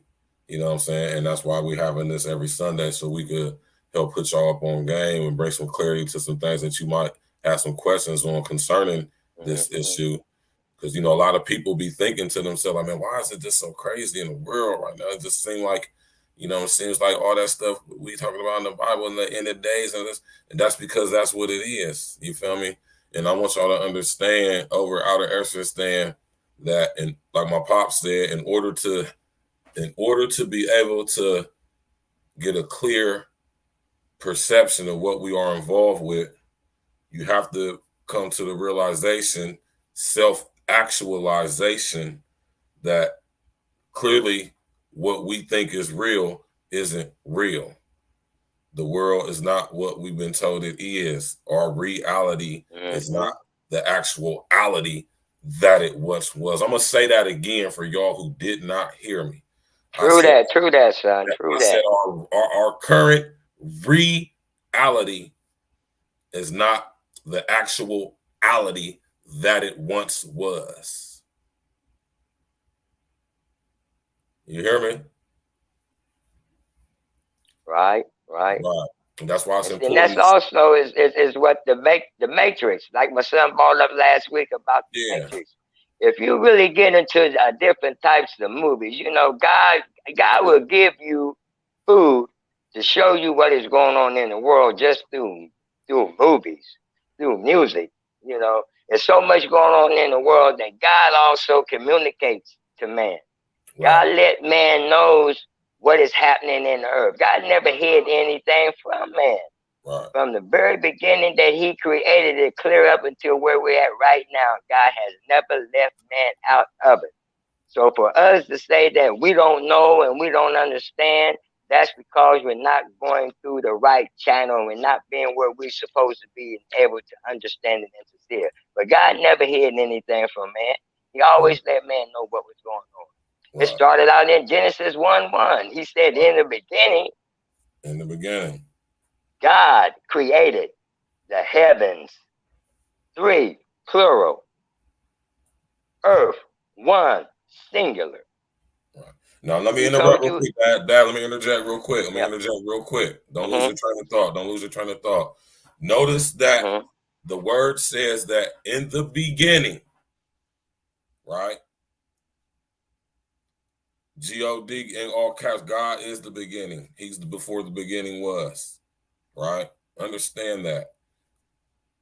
In the beginning, God created, not formed, created the heavens, more than one, plural, and singular earth, right? But notice he didn't create the world. And this might be a different topic for a different day. We're going to go into the difference, the spiritual roots of the difference between the world and the earth. Go ahead, Dad. And also, too, Sunday, you brought that up. This is a nugget that I'll drop on you. That when he said in the beginning, he was speaking of himself anyway. Right. Okay. When I was. And when he said God, what he did was he gave himself a name so you could be able to identify him by. That's why he said God, you know. Right. But he's a spirit. Because it says that the spirit moved upon the face of the deep. That's what God is. He's a spirit. Now, let me stop right there, that's Dad. his entity. Right. Now, let me interject real quick. Let me interject. You said his spirit moved upon the face of the deep. Right? When we think about the deep in this scenario, you know, what is the deep? Right? Now, connect that to our present day when we think about the deep state. All right. We're gonna get into that. I just wanted to put that into y'all's cipher. I want to put that into y'all's perception. I wanted to just put that out there. Just think about when you think about when his spirit moved upon the face of the deep, and then think about what we know as today as the deep state. Go ahead, Dad. Then he says that the earth was without form, and darkness was upon the face of the deep. Which is another symbolically speaking of the waters, because that's what it was. Right. It was water, you know. And it didn't have any shape or form, and it was void. That means it was it, but it didn't have no shape. It wasn't nothing. It was basically just water. Now let me draw this picture for y'all. All right. God is a spirit. He said in the beginning he created the heavens and the earth. His spirit moved upon the deep. Satan is already out there, darkness. Talk to him, Pops. Let me interject real quick. Let me interject real quick. Pay attention to where my Pops is going. It's the face of the deep, the water. Connect this, the water. And listen to what my dad is about to say. And then think about the deep state. Go ahead, Dad. See, there's darkness. First it said, God, he's moving upon the face of the deep. Then there's the earth. He spoke of the earth even before it was the earth. Exactly. As we know, there's dry land. Okay, it wasn't dry land yet. Right. But he still called it earth. Right. Talk to him. Then as he moved upon the face of the deep, then he began to start forming and shaping and creating and making everything. You know, I mean, God is awesome. You know, when you know how he created everything, it'll blow your mind away. When you can understand it and when you know it, you know. And he moves upon the face of the deep. And then he said he already separated himself, you know, from Satan. Okay, that took place in the spirit realm of light where he was at. Okay, then after that happened, then he said he separated the light from the darkness. Okay? And made it daylight and made it night darkness. You see him, he's just like me making a cake. That's how I see it. You know, all the various different ingredients that I'm using, you know, to make this cake. That's what God was doing to make his creation and to bring his creation into manifestation. Right. Then he said that he put the stars in the sky. Then he made the moon, which is the symbolic meaning of Satan, because Satan rules the dark. He's the prince of darkness. But let me interject again, Pops. That's now let me interject again. Now think about what my Pops just said with the moon. Right? It is a representation of the dark. Now think about the moon, y'all. We're going to get into this on other episodes of A Real Talk. Right? The moon is a simple representation of the darkness, right? There is no darkness in God, capital G-O-D, all caps, right? So when we're talking about the darkness, or the moon, which is a representation of the darkness, the moon is not of God. Right? Now he separated the light from the dark, but he didn't make the moon though. That's something we're gonna get into. You know what I'm saying? Now think about the moon when you think about religions like Islam, moon-based religions. You know what I'm saying? Which Islam is. You hear me? And then you can see how the darkness, or LSD, has roots sunk in every aspect of this reality and inverse everything, because we operating under the disguise of this being something that gets you on the path of enlightenment to see God. All right. Go ahead, Pop. And son, saying that, I'll drop another nugget on him. Right. So Satan, before he became Satan, when he was Lucifer, his name Lucifer, it meant light barrier. Okay, I don't know if y'all knew that or not. Talk to him. That's what his name meant. Lucifer means light barrier. That's why he is the lesser light. That's why when he was cast out, that's why darkness, that's why it's a moon. Okay? Because he still has some light, but it's of darkness. Because you see where it shines at in the darkness. It don't shine in the daytime, even though you might see it in the daytime, but it don't shine. It don't give light. But it gives light at night. But that's what it is. That's where he was a light barrier. That's who Lucifer was. And when you think about the word, but when he separated everything, when you think about the word light, think about how light is spelled. You got L-I-T-E and L-I-G-H-T. G-H-T. Right. You know what I'm saying? He was the light bearer. Now, which light do you think? God, he made the stars. Yes, he made the stars to shine so that it wouldn't be in total darkness. Right.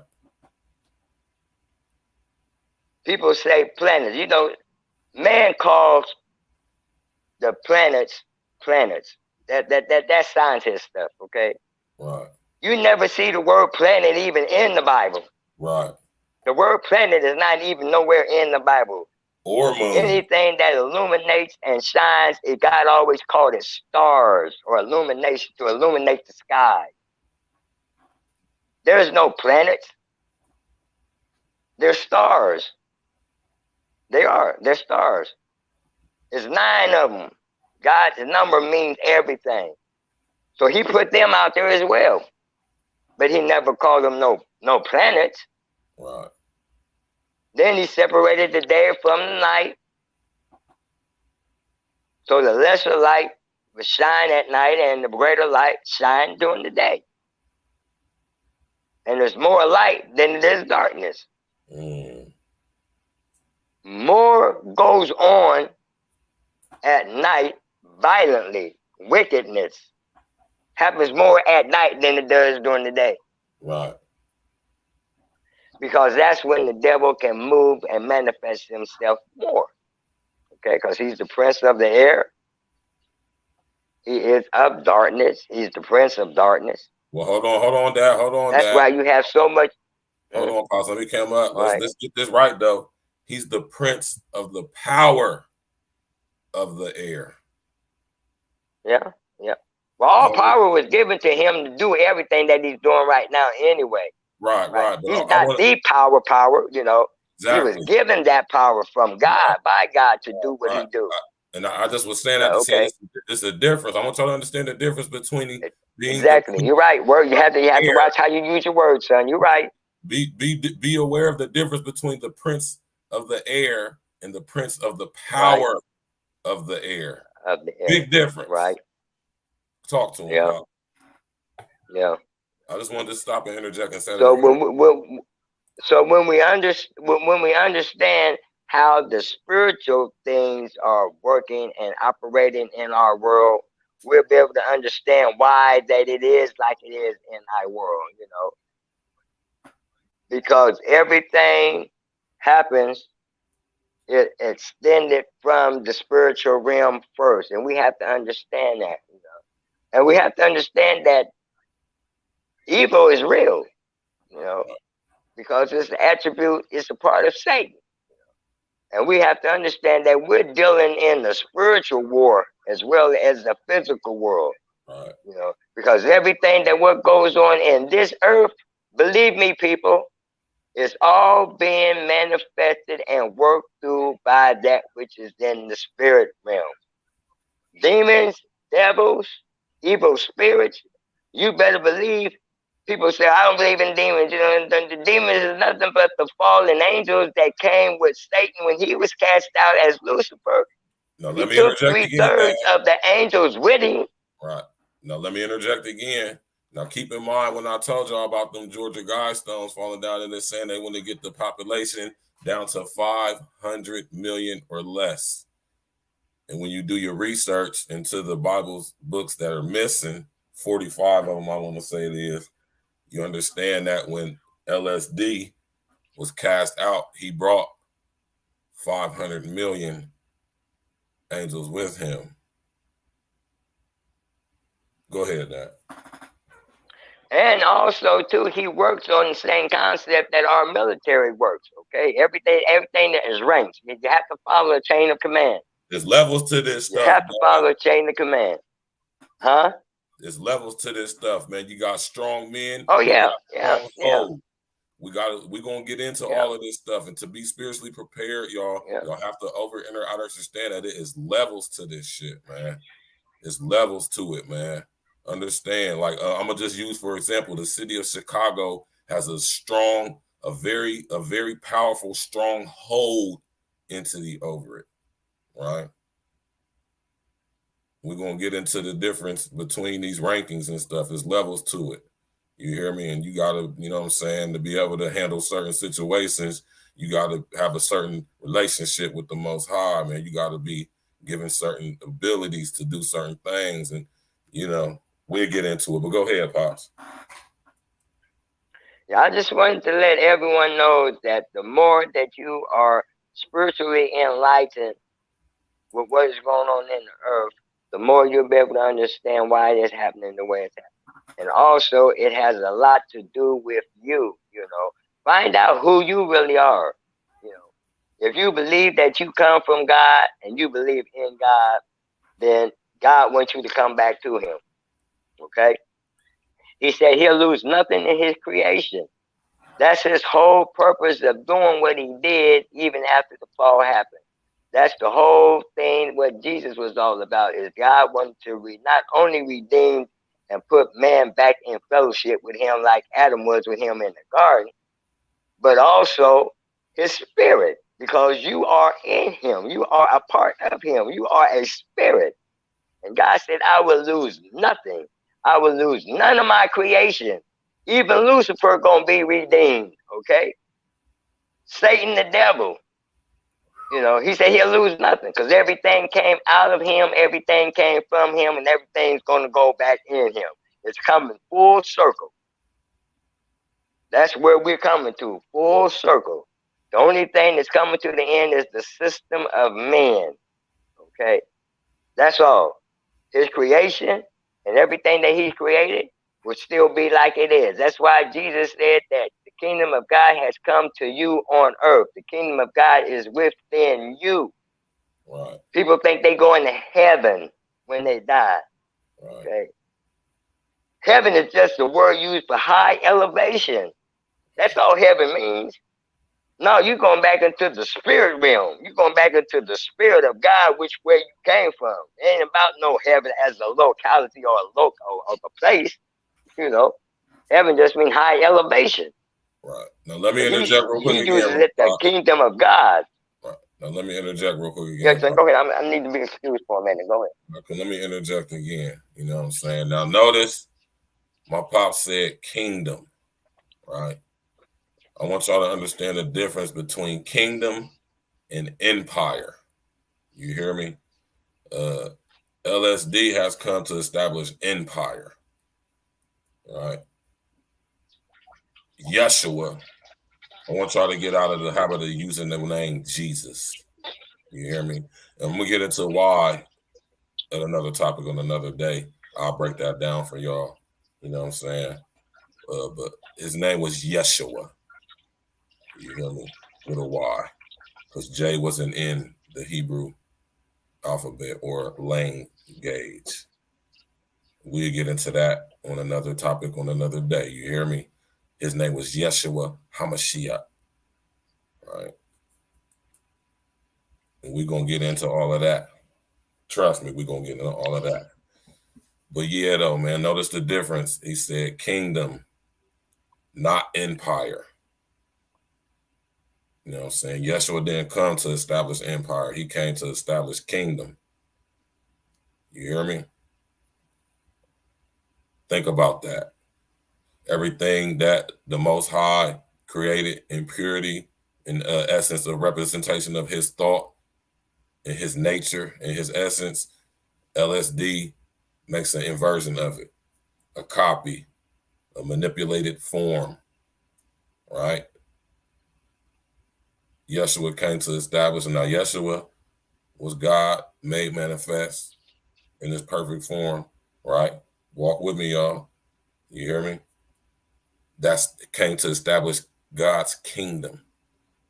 LSD, Lucifer, Satan, the devil, in his jealousy, making an attempt to this day to establish empire. Notice it was a TV show on Fox called Empire.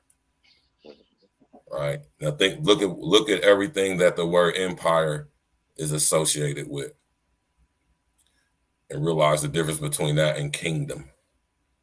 You hear me? Go ahead, Pops. I want to let y'all know. Hold on real quick, Pops. Cupcake, she tapping in. Y'all know for some reason, YouTube is blocking Cupcake from typing in the comments and commenting, but she tapped in on the text and she said, "What's up, everybody?" She said she tapping in and she walking with us. So, you know what I'm saying? Everybody say shout out to Cupcake, man. She in the building. Go ahead, Pops. Yeah, I just read the comment down here that a person has said something and they're right. You know, on the full moon, you know, you have more crime. The emergency rooms are more full. Because if you notice that every time something really tragic happens, it's always between 11, 12. It's always in the a.m. morning when it's dark, though. Right. When it's dark. Notice that. Notice that. It's always it's dark, because that's when Satan moves the most. That's when he can do his greater works. You know, is at night. That's why he is known as the Prince of the Air. Okay. Prince of the power of the air. Yeah. This is real stuff here. People don't want to believe. They think that it's just hypothetically speaking. When you say that the devil, you know, is real and demons are real, you know, they uses that in terms of saying that to express the evilness or the wickedness of something, an act of that a person does. Okay, right? They associate that with that, not knowing that that is really the source that is behind it. You know, that's the source that is behind it. So it's not just because it's just people, you know, that are just being evil or being bad, you know, or what they want to call crazy. You know, they give it anything but what it really is. You know, and it's just to help you understand why there's so much violence in the world today. You know, it's not just because man just wanted to do man harm. It's the supernatural, evil, wicked forces behind it. And the reason is that because Satan is out to destroy man. He said he walks to and fro, up and down, to and fro in the earth, seeing and seeking whom he shall and can devour. Power, man. In fact, God even said it when he cast him out. He said that he cast him out to heaven, and he said, beware and woe unto the inhabitants and man on earth. God warned us that he was coming down here with us, that he cast him out, and he's going to walk among us. So beware, you know. Right. Go to your word and read that. That's what God said when he cast him out. Right. Now, let me say this real quick, Pop. This is what Cupcake just texted me this. She said, what people don't understand as well is we're not supposed to be praising Yeshua. He even said so himself. He said only praise the Most High. Yeshua was sent to bring us back to the Most High, not us to himself. Right. Yeshua was an example of how to be, live, and communicate with the Most High. Right. Right. Facts. And I think that right there. And this is why Yeshua said the things he said. He said that that's why he told you the kingdom, not the empire. He told you the kingdom of God. He told you the kingdom of God is within you, not the empire, because God don't operate under empire. Right. The Most High don't operate under empire. Exactly. He came to establish kingdom. I want y'all to understand the difference between the two, right? And and Yeshua was the let's say the human form that the Most High chose to manifest. Remember, spirits have to have a conduit to be able to come into the reality, to be in this reality, right? And we wasn't supposed to so much as worship Yeshua. He even, like he said that himself by telling us the kingdom of God was with him, was letting you know that you weren't supposed to worship him, right? But that who he came to represent, which was God himself. Understand that right there. That is so deep and profound right there, man. To let you know the power of the Most High, man. You hear me? Son, you know, that's what I'm waiting for us when we move on to that, from starting from the beginning, knowing how that things had unfolded to where man is at where he at today, and that as Jesus has many names. Right. But he was named and called Jesus Christ, the Son of God. Right. Now, when we start getting into that now, you people need to buckle yourself down, because you think that a little bit of what I said about in the beginning with Noah. Now, when I start getting into about Christ, Jesus Christ, right, it's going to really blow your mind. I give you revelations of a lot of things that a lot of people don't know about really Jesus Christ. You know, I throw a little bit out to you right now, just to wet your whistle. Jesus Christ was God in flesh. Jesus Christ was the Word of God. The same one that spoke in the beginning and said, let there be light, let there be this, let there be that. That is Jesus Christ, the Word in flesh. That's the Trinity, the Father, the Son, and the Holy Spirit. Okay. I'm not going to confuse anybody. I'm just leaving you a little something to just think about. So the next time we do get together, you'll be aware of what we get ready to talk about, because get your spoons and your knives and your fork, because this is some deep, good eating. Right. Now, let me say this. Now, don't confuse my dad using the word Trinity. That's just the word we're using. Don't get that confused with the Trinitarian doctrine, which is not which is not of the Most High. And we're gonna get into that on another topic on another day. I'm gonna repeat that real quick though. Don't confuse the concept of the Trinity with what you may know as the Trinitarian doctrine. And we're gonna dissect that. We're gonna break that down and cut that demon's head right off. You hear me? Go ahead, Dad. Later date. Son, you know, later on, as we move on with this, I would like for us to create a type of a segment to where that the people that are listening, that anything that they might want to know or want to ask, or you know, that we could, you know, randomly pick topics that they can give us that maybe they want to know about, that we can go into, instead of, you know, I mean, I'm gonna feed you spiritually anyway. You know, anything I give you spiritually is gonna be good. But there's a lot of things that you might want to know, you know, that God will give you an understanding of through me, you know, for yourself, you know. And everything that what God gives me to give to you, believe me, it'll be confirmation for you, and you will know that it's from God, and you will know the truth, and you will be set free, and your eyes will be open. And that will help you decide where you want to give yourself to God or not. If you believe that there's a God, if you believe in God, if you're trying to get with God, God will help you get to him. Okay? That's a fact. He has his children in the earth. That's a fact. I just want you to do that. So maybe later on up the road we can do that. You know, that was just put on my spirit, you know, a couple days ago. We can always open up the panel, you know what I'm saying? I could drop the link and people can come up and ask questions. You know what I'm saying? If anybody's interested in doing that, you know what I'm saying? If anybody want to come on the panel, you know, we can make open panel shows. If anybody want to come up, that is it's all at the discretion of you and what you want to do. You know what I'm saying? But I got to get in there where you at too now. I'm not going to always do this cast pop from the phone to there. I got to get in there where I can see people and people can see me. They can see you right now. Yeah, I know it, but I want to be there where you at and where they at, some of them. Live. Oh, you talking about not by satellite. Oh, you talking about me and you in the same room? Yeah. Oh yeah, you know, we can make that happen. That's nothing. You know what I'm saying? Yeah. Yeah, we can definitely make that happen. Yeah, you know what I mean? He said close up. Yeah, you feel me? Live in the flesh. You heard me? That's nothing. You know what I'm saying? We can always make it happen, whatever. This is more of like just a convenience thing for real. You know what I'm saying? Because I live out east and my dad lives all the way up north. So you know what I'm saying? You know, whatever. But we can make that happen. That's nothing. You know what I'm saying? Yeah, hit that like button, y'all. Subscribe to the page, man. Hit that bell. You know what I'm saying? Y'all want me to open up the panel? I can open up the panel real quick if y'all want to before we get up out of here the next 20 minutes or whatever.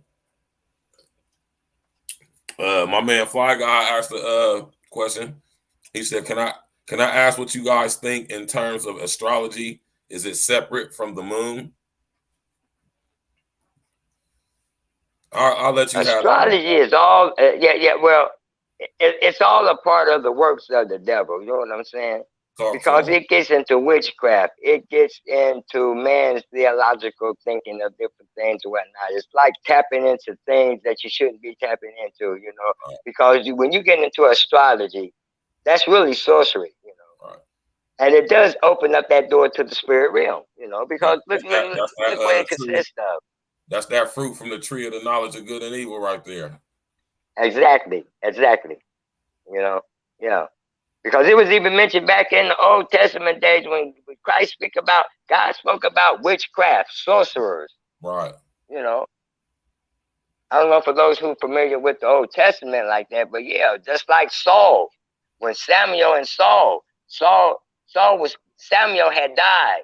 Saul wanted to know some things about Samuel, you know, or wants Samuel to tell him some things. So Saul, he goes to a witch. This is real. This is in the Bible. Right.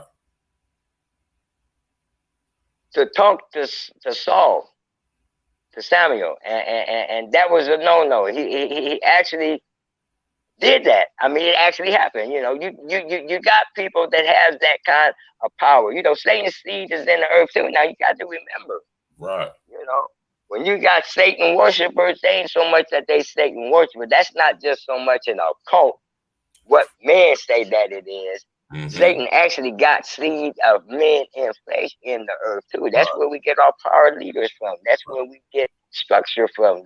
Now hold on for a second. Now hold on for a second, Pops. Now listen, y'all. Now remember when I was talking to y'all about SRA, satanic ritualistic abuse, and how a large percentage of the American population are reported known Satanists, Luciferians, and how a lot of these people that come up missing that we don't even know about, all these children that are born into SRA, under SRA, through satanic and Luciferian organizations and groups and bloodlines.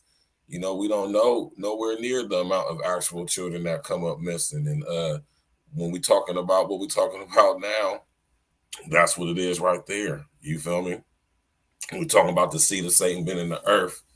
Oh, yes, this is a very much a powerful thing. And when you start doing your research into this stuff and tracking these bloodlines down and these families, you can track their roots, spiritual roots, to LSD. You hear me? I don't care which one. The main one that you always hear me talking about is the Khazarian demon descendants, those who say that they are Jews, but really of the synagogue of Satan, the Rothschilds and the like. That's we're looking at the descendants of the Sanhedrin. We're looking at the descendants of the Sadducees and the Pharisees, the Khazarian demon devils. They are known as Rothschild now. They're known as Saxe-Coburg-Gotha or Windsor. You hear me? They're known as the Rosenfelds, or what we know as Roosevelts, Rockefellers. The Rockefellers. All of these bloodline families, and those are different topics for a different day. Right. Now, remember when the story in the Bible when Yeshua went through the temple, flipping the tables over and stuff. Right. Who you think temples he was running through, turning their tables over and stuff? Who you think that was? That was the descendant or the ancestors. Listen, ancestors. Right. Of the present day, those who say they are Jews, but really are the synagogue of Satan, Khazarian demons in our present time, Rothschilds and such of the like. Right, there was their people. And you're right, son, because even in Jesus' day, he told the people that you are of the children of the devil, your father. Right. And you do the works of him. Right. Jesus recognized who Satan's seed was, even in man on the earth, in his time. Right. And then also remember that when Satan took him up on the pinnacle and showed him and told him that all this is mine, and I was given the power to have power of all this, and I can give it to whomever that I choose, just bow down and worship me. That's what's going on in the earth today, people, believe it or not. Right. Hollywood is really hollowed wood, not holly, hollowed wood. Everything always has to be a prank, like the devil uses everything to mock God. Yeah. Everything he uses is to mock God. That's the world. That's the road that is wide that Jesus spoke of, that there are many that go in and never come out. Right. Okay? Because he gives them what they want. You know, remember, music was in his wings, okay? The cherubims and the angels, they worship God with music in his kingdom. When Satan was cast out because he was the angel of music, what do you think he did with it? Look what he done with it since he been down here. He gave it to man. He gave it to man. That's why you have hard rock and roll. That's why you have secular music. Yeah, That's why you have all other kind of music. And they send subliminal messages. Right. Okay? Because words are powerful and words are strong. Okay? Right. And they're powerful, you know, and they have authority. Whenever you speak out your mouth, believe me, whatever you say, whether it's negative or positive, it's power behind it. That's why you have to watch what you say. Jesus said that every man has to give account for every idle word that come out of your mouth. Just food for thought, just to throw out there to give you something to think about. Right. Now think about when my pops just said that, and when I be talking to y'all about how powerful words are. Y'all see where it come from? You hear me? Words are powerful. They have power. Now, you just have to be aware of how powerful they are and what type of power you are, how can I say, what type of power you are speaking into existence, and at the same time speaking into existence, allowing yourself to be subject to when you speak certain words out of your mouth. You know what I'm saying? Like case in point, the word Jesus, right? Now, we all know that word and we're used to using that word, but when we look into the history, the word letter J wasn't in the Hebrew alphabet or dialect or tongue or accent, right? So that shows you manipulation right there. And God doesn't manipulate or, trick you or lie to you or nothing like that. You know what I'm talking about? At least from my experience anyway. I'm pretty sure my pops can agree with me with that. You know what I'm saying? Yeah, son, because also too, son, there's life and death in the tongue. Right. There's blessings and cursing in the tongue. Right. Jesus said, whatsoever man thinketh in his heart, that's also shall he is. You know. Right. So whatever you think of yourself, you know, and when you speak out what you say, you know, don't you know that people, our words are creative. Every time you speak when you say words and it speak out your mouth, whatever words that you are saying, that when it releases from out of you into the air, it's creating whatever it is that you spoke. I don't know if you believe that or not. You don't have to, but it's real. That's how powerful your words are. You know, how many times that you said that I need a job, I'm gonna go get me a job, I want that job, and you get that job. Right. Now, how many experiences have you had? And I'm speaking to everybody that hears my voice.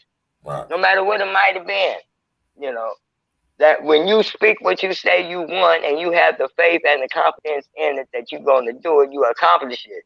Then you say, man, I finally got the job. No, you got to realize you spoke that job into existence by your faith and your words. That's the kind of power that you have. Right. You know, same way people use it for negativity and for evil. Right. It also be used for good too, but whatever words you speak out your mouth, that it will do what it is supposed to do, because all words come from God. And let me throw this at you just to make you just think. It's funny how that we come up with what we call the alphabet, A through Z, okay? Individual letters. It takes certain letters in order to form a word. Why would God have just 26 letters? You can't even say a word without so many letters. So when you say a word and you put letters together, that's creating. That's creating. And when you speak it, it is what the word is. That's the kind of power you have to come out of your mouth that you use when you speak your words. Same way that it is. That's just food for thought. Right. And like I always say, when you have a over inner outer session, over inner outer extra standing, right, of the power of words, you'll be able to have power not only of yourself but over your environment. Because when you understand the power of words and language, right, you can make your world or experience do whatever you want to do, which is reason why all this is going on, because this is not a gift that was given to LSD. That's why everything he does is an inversion of the original design. Right. See, when we create, when we speak, but see, the difference between us is we can speak good into existence. LSD can't do that. Right, right. He can only manipulate, invert what we think is good, but under the essence, like when my dad told y'all, God can make bad good, but bad can't make bad good. Right. So think about that, man. That's a very, very interesting paradigm right there. You hear me? And then also, and son, and everything that what Satan had at first, see, when Jesus came to earth, he stripped him of all his power that he had. Right. He stripped him. Don't you know that Satan had power over death? He wasn't deaf. Right. A lot of people think Satan was deaf. Now, he was not deaf. Talk to him, but man. He had power over death to where that he can manipulate and use death to do his deeds. Yes, and this is when we're going to get into the levels, y'all. This is when we're going to get into the levels of this shit, man. There's levels to it, man. But God stripped him of everything. Only power that he had is what God allowed for him to have, the power that he had. All right, now let me interject. And the only power that he had, that he uses it for evil.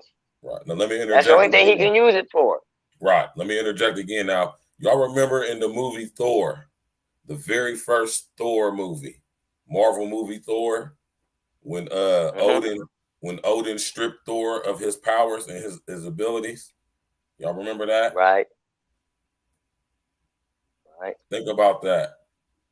Y'all go see that scene in Thor, the very first Thor movie, where Odin stripped Thor of his powers when he used the Bifrost without permission. He stripped him of his powers. I just wanted to say that just to bring, you know what I'm saying, some light to correlate and connect how what you just said, how to bring some familiarity to what you just spoke on, as far as being stripped of his ability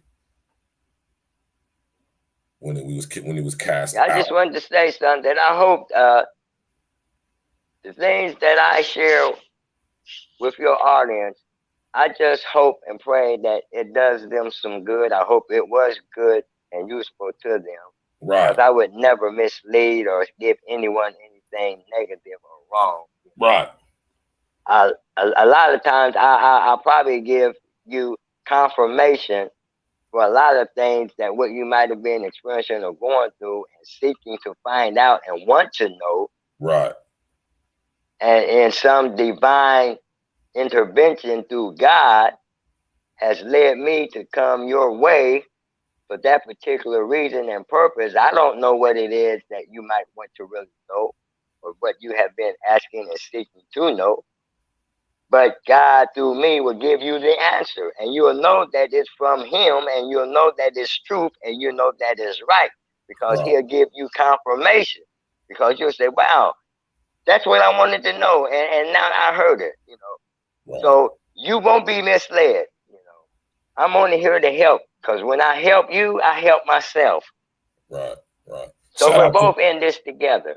Right. Shout out to Lance Parker in the building. You help me, I help you. Exactly. We got my man Lance Parker in the building. He said spelling and broadcasting. Yes. Spelling, man. Spell. All right. And this is why I say, man, we got to really do our research into etymology, understand the origin of words, what words mean. And this is one of the main things that LSD uses to keep us locked into the hive mind of his frequency. And once you have a power or understand the power of the language, it will give you power over the language, right? Mm-hmm. You can do like how Morpheus told Neo, you can, when you start to believe, when you start to see the matrix for what it is, right? Exactly. You can then make it do what you see fit. And this comes with, this comes with, of course, blessings from the Most High, because you have to be given certain authority over certain entities and energies and frequencies to be able to, you know, be victorious over them, so to speak, I'm gonna say. And it's levels to this stuff, and you just can't sit up here and claim something without being properly given the ability to do so. And we're gonna get into that too, right? Like I say, the Most High works through who He chooses to. He chooses to use a fool to administer you, a straight fool. I'm talking about a dope boy, a drug dealer, a crackhead. You hear me? Understand that you don't have to be wholly sanctified for the Most High to use you. You hear me? But He used the ass once to talk, son. Right, yeah. And he used the ass, a mule. He used a mule once to talk. Right. Boaz. I don't know if anybody know that story, but it's Boaz. He was coming across the bridge traveling, him and his donkey or his ass, and on the other side there was some thieves ready to rob him and kill him. Right. And when the donkey began to go across the bridge, he noticed he saw him. And Boaz was insisting on going across that bridge, and God already knew that there was danger waiting for him, so the mule just stopped and wouldn't move. Right. Boaz kept kicking him in the side, telling him to move, and wondering why the donkey wouldn't move or the ass wouldn't move. So God allowed for the donkey to speak up and talk and told him, because there is danger on the other side and somebody is over there waiting to kill you. Now, that's true in the story. I can give you all kinds of examples like that in the Word of God. Like I said, I know it back and forth. I know it from A to Z. I know it from Genesis to Revelation. I can tell you stories of things that is in the Bible that most people don't even know that is in there. And I can take you to it and show it to you. So I said that to say that a lot of times you have to understand that God will use who He wants to use when He wants to get to you. Right. And when you want to know something. Right. You have just to believe it when you hear it. That is from Him. And that doesn't necessarily mean it's going to come from some holy sanctified exactly. You know exactly. type of individual. Right. It could be a damn fool. You hear me? Yeah. So just keep that in mind. Cam, that boy in the building was good. Yeah, they do. You can get your answer watching the commercial. You can get your answer at the grocery store. Right. A person can just say something to you and give you your answer, which that would be your confirmation, you know, of something that what you had seek God for or wanted to know about or was having a problem with. And God always will open up a way or make a way for you to be able to see what is going on with you and give you an answer. You know? That's why I said it rains on the just as well as the unjust. Talk to him. You don't have to be saved, sanctified, and Holy Ghost filled for God to move in your behalf, you know, because He has His universal law. Right. And He loved all of mankind. That's why He said He so loved the world. Not just those who give their life to Him, but also those that are still in the world that have not yet gave their life to Him. Because He's seeking all. Like, remember I said, He said He'll lose none of His creation. Right. And all souls are His. That's what He said. All souls belong to me. So when you hear that bull crap about selling your soul to Satan, that's a bunch of crap. Okay? Never ever believe that again. If you believe that, dismiss it out of your thought pattern right now. Right. Satan don't have no souls. Satan can't win no souls. Satan can't take no souls. Right. Because all souls belong to God. Only thing He can do with you is to keep you from giving your life to God. That's what He does. Hoping you lose salvation. And that means you lose your soul. Because you give it to the world. Because of everything that the world offers you. Jesus said, what is it that you can give in exchange for your soul? What is so precious and valuable more than your soul? Another nugget I just threw out there. So people think on that. I'll leave them with that. Right. Now, listen, I'm going to expound on this a little bit more than what you just said. Now, y'all, remember my dad just said that the Most High said that all souls belong to Him. Right? Is that correct, Pops? Yep, that's right. All souls belong to him. Right. Now, think about when I say that everything the Most High creates in perfection and in his perfect will, right? Understand the difference between God's perfect will and permissive will. Permissive, exactly. We're gonna get into that. We're gonna get into that, y'all. Okay. Understand, over, inner, outer, understand the difference between the Most High's perfect will and his permissive will. But think about what my pops just said when he said that the Most High said that all souls belong to him because all souls are of him. Look, now think about when I told y'all that LSD, everything the Most High does, the LSD has to do in a perverted, inverted way, right? Case in point, how many of you guys have heard of the concept, right, of unum sanctum? Huh? How many of you guys have heard of the concept of unum sanctum, which is a ideological concept out of the universal, keyword universal Catholic Church, right? Unum sanctum, which was instituted by Pope Boniface, right? When he announced that he would depose Philip if need be, and issue the bull Unum Sanctum, one holy, the most famous papal document of the Middle Ages, affirming the authority of the Pope as the heir of Peter and vicar of Christ over all human authorities, spiritual and temporal, right? All souls belong to the Pope. Now, this is something going on right now, if y'all pay attention, with the current state of the Catholic Church, right? When Pope, not the current Pope, but the one, but Pope, not Pope, was Pope Francis. Which one is it now? The one before him was Pope Benedict. I don't want to say that's who it was. He said that all souls belong to the vicar of Christ, or belong to Pope. See the inversion right there? Because the Most High said all souls belong to him. The Pope sitting up here saying that all souls belong to him. And I done already sit up there and told y'all about that goddamn fish hat that the Pope be wearing. You hear me? That goddamn fish hat. And I told y'all the Universal Catholic Church ain't got nothing to do with the Most High. They are the synagogue of Satan. Yeah, that's false church. Yeah. Yeah. That's the great harlot that is speaks of in the book of Revelation. That's the harlot. Right.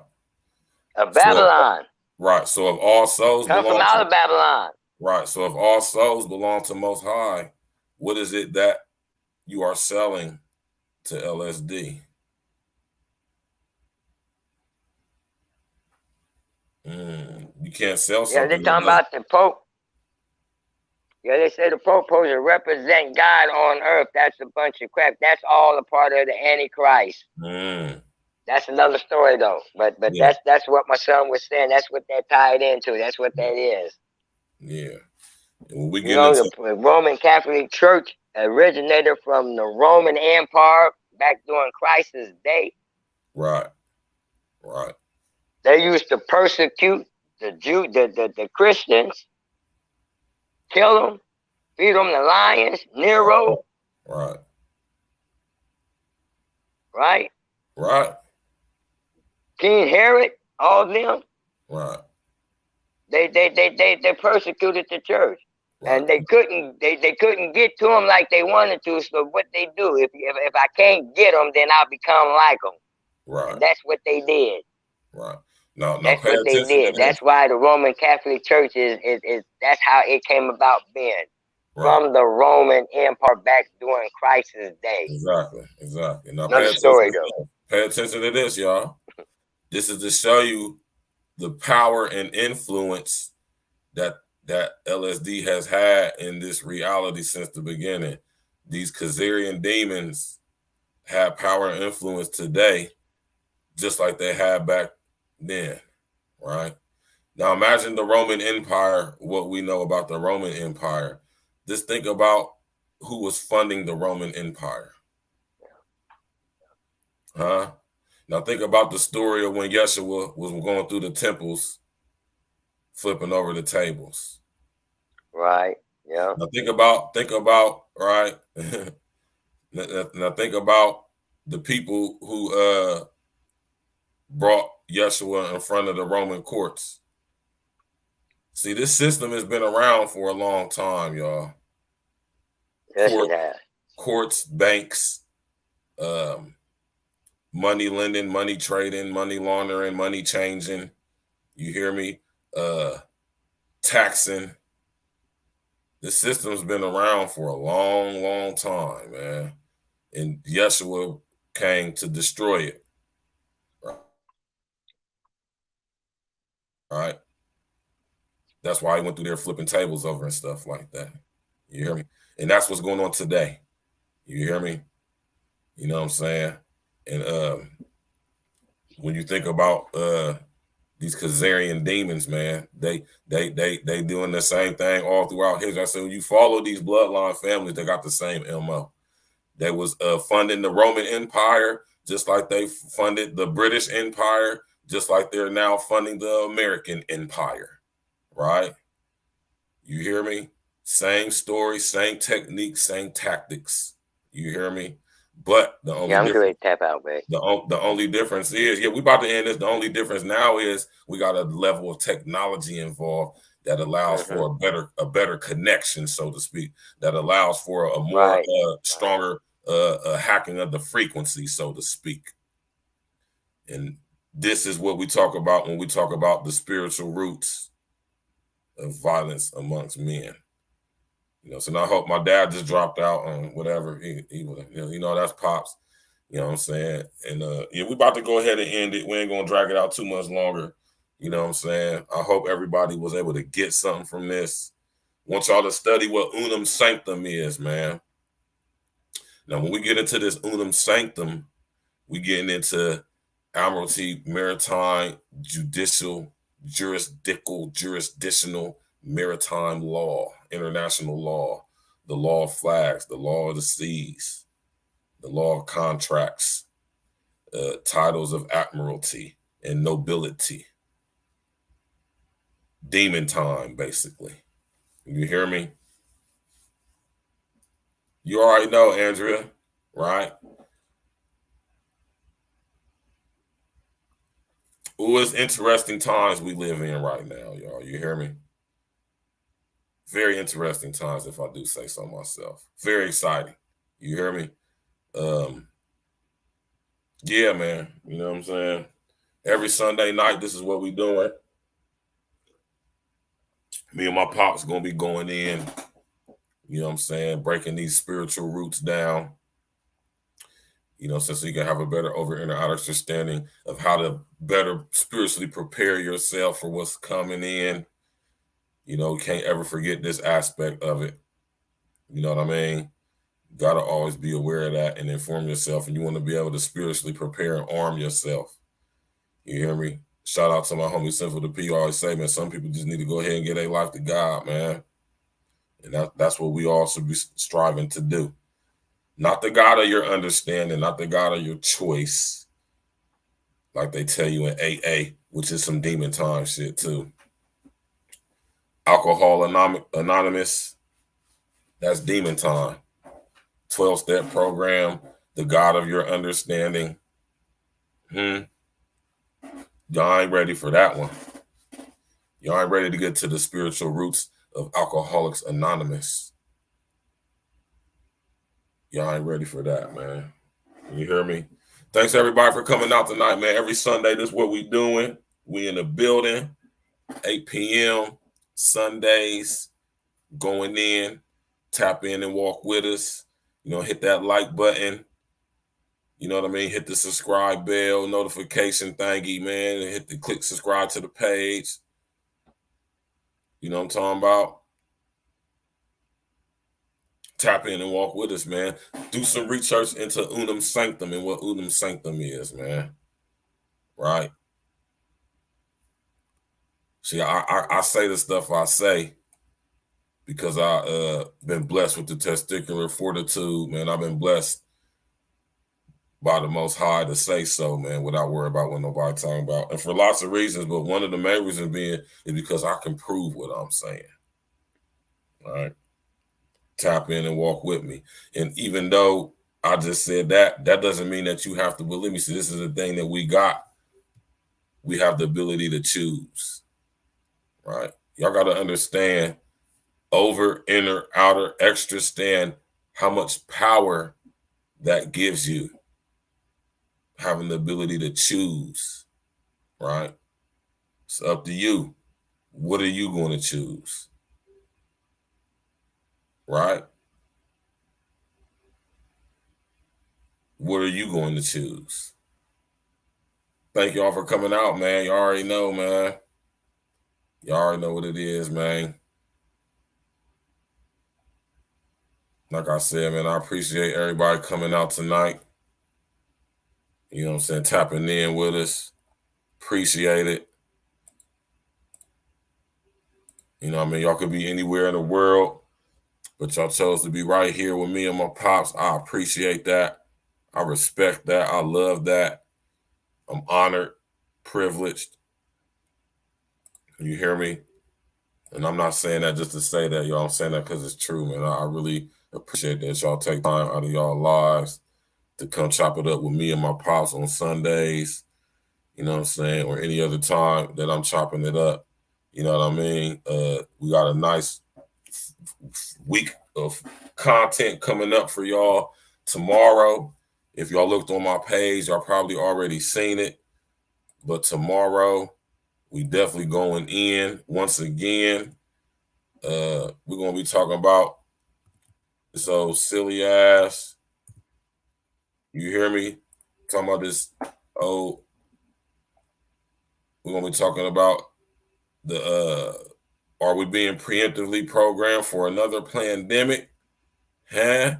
We're going to be talking about, yeah, it's all good, Pops, man. You know what I'm saying? If you want to come back up real quick again, I'll just drop the link. You can always tap the link and come on back up. But tomorrow's show, man, we're going to be going in on the OMPV.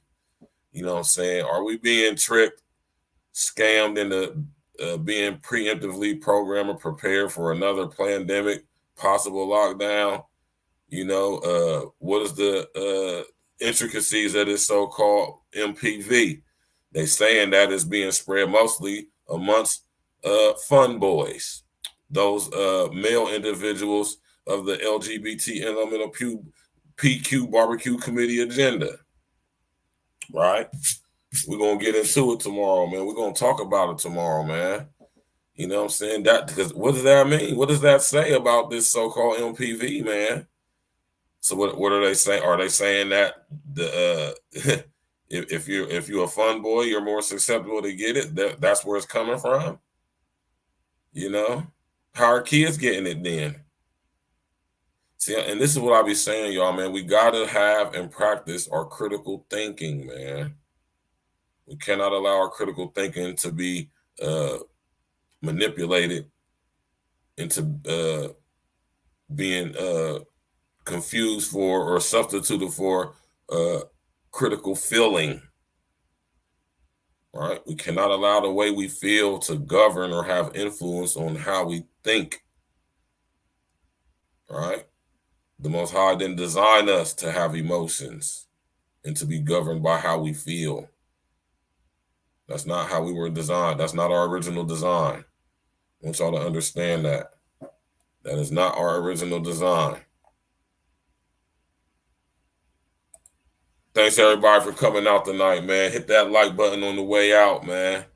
Subscribe to the page, share on your social engineering, tell a friend, tell your family. Sunday nights we going in, tapping in. You can come and get your spiritual, you know what I mean, get your spiritual sustenance over here Sunday nights with the spiritual roots over here on A Real Talk podcast, man.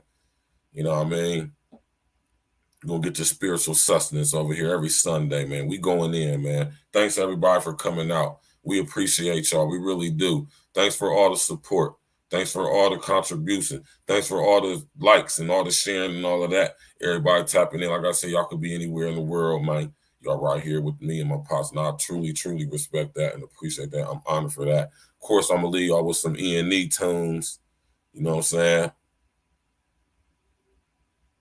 Yeah, Pop said he's going to give me a week later. We're going to have another show for y'all next Sunday.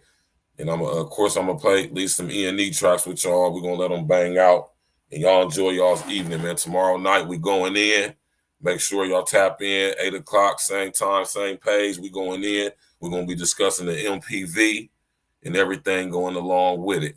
You know what I'm saying? I gotta, I really don't talk too much about how I feel, right? So I'm not going to say I feel, but I really think that we being desensitized and preemptively programmed with this MPV thing to possibly set us prepared for another lockdown situation, man. And a lot of other things too. We're gonna get into all of that tomorrow, man. So y'all enjoy y'all's evening. You know what I'm saying? Appreciate everybody coming out. You know what I'm saying? Love y'all, respect y'all, hold y'all in the highest of regard. You know what I'm talking about? Make sure y'all go subscribe to my brother Red Supreme TV1, who I'm pretty sure is going to be going in sometime soon. If not, maybe a little bit later. He getting his late night demo popping. Y'all make sure y'all go support my brother. You know what I'm saying? Always go support Shantastic Trill TV. You hear me? Support my brother Mr. O and the Ozone Podcast. Definitely support my brother Chaos Rain.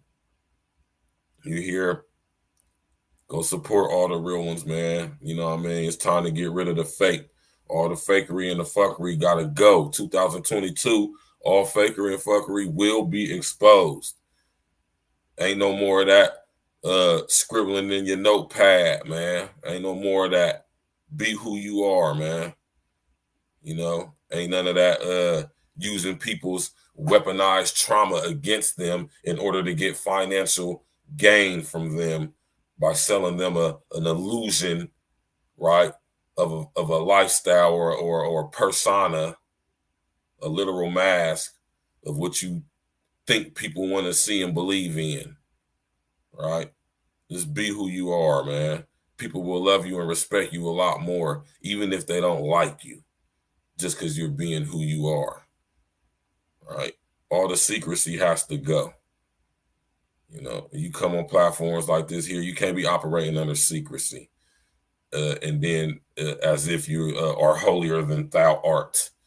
Because as we see with current situationships, or should I say situations going on YouTube, you know, all fakery and fuckery, fake thugs will always, you know, you can only hide for so long, you can only pretend for so long, you know. And another thing, man, as men, you know, you got to put in that work. You gotta set up a plan, you know what I'm saying? And you gotta plan properly, man. You gotta put that work in. Like my man John Jay say, you gotta put work in to establish your kingdom. Not your empire, your kingdom. Right?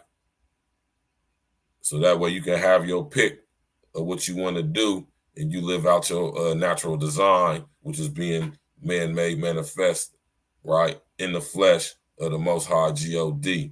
Right? So you have your proper dominion, your God-given right to have dominion over everything you see and survey, just like the first Adam had. You hear me?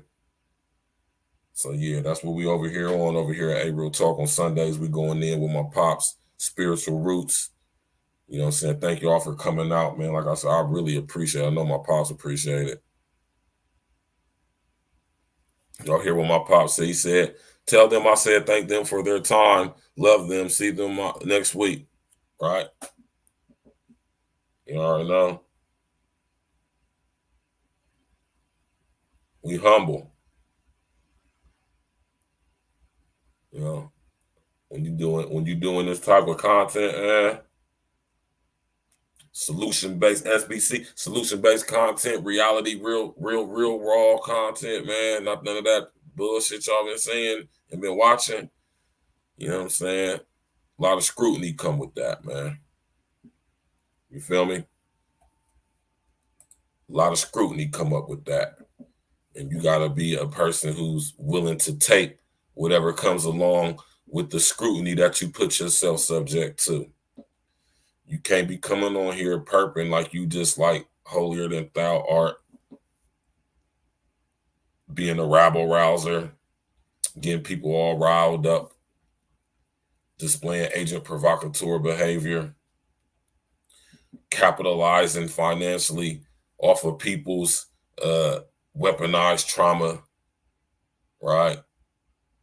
The same trauma that you are a victim of yourself, which is why you're doing what you're doing, under the guise of helping somebody, all right? Aligning yourself with things that go against your character and nature just for financial gain or maybe even clout.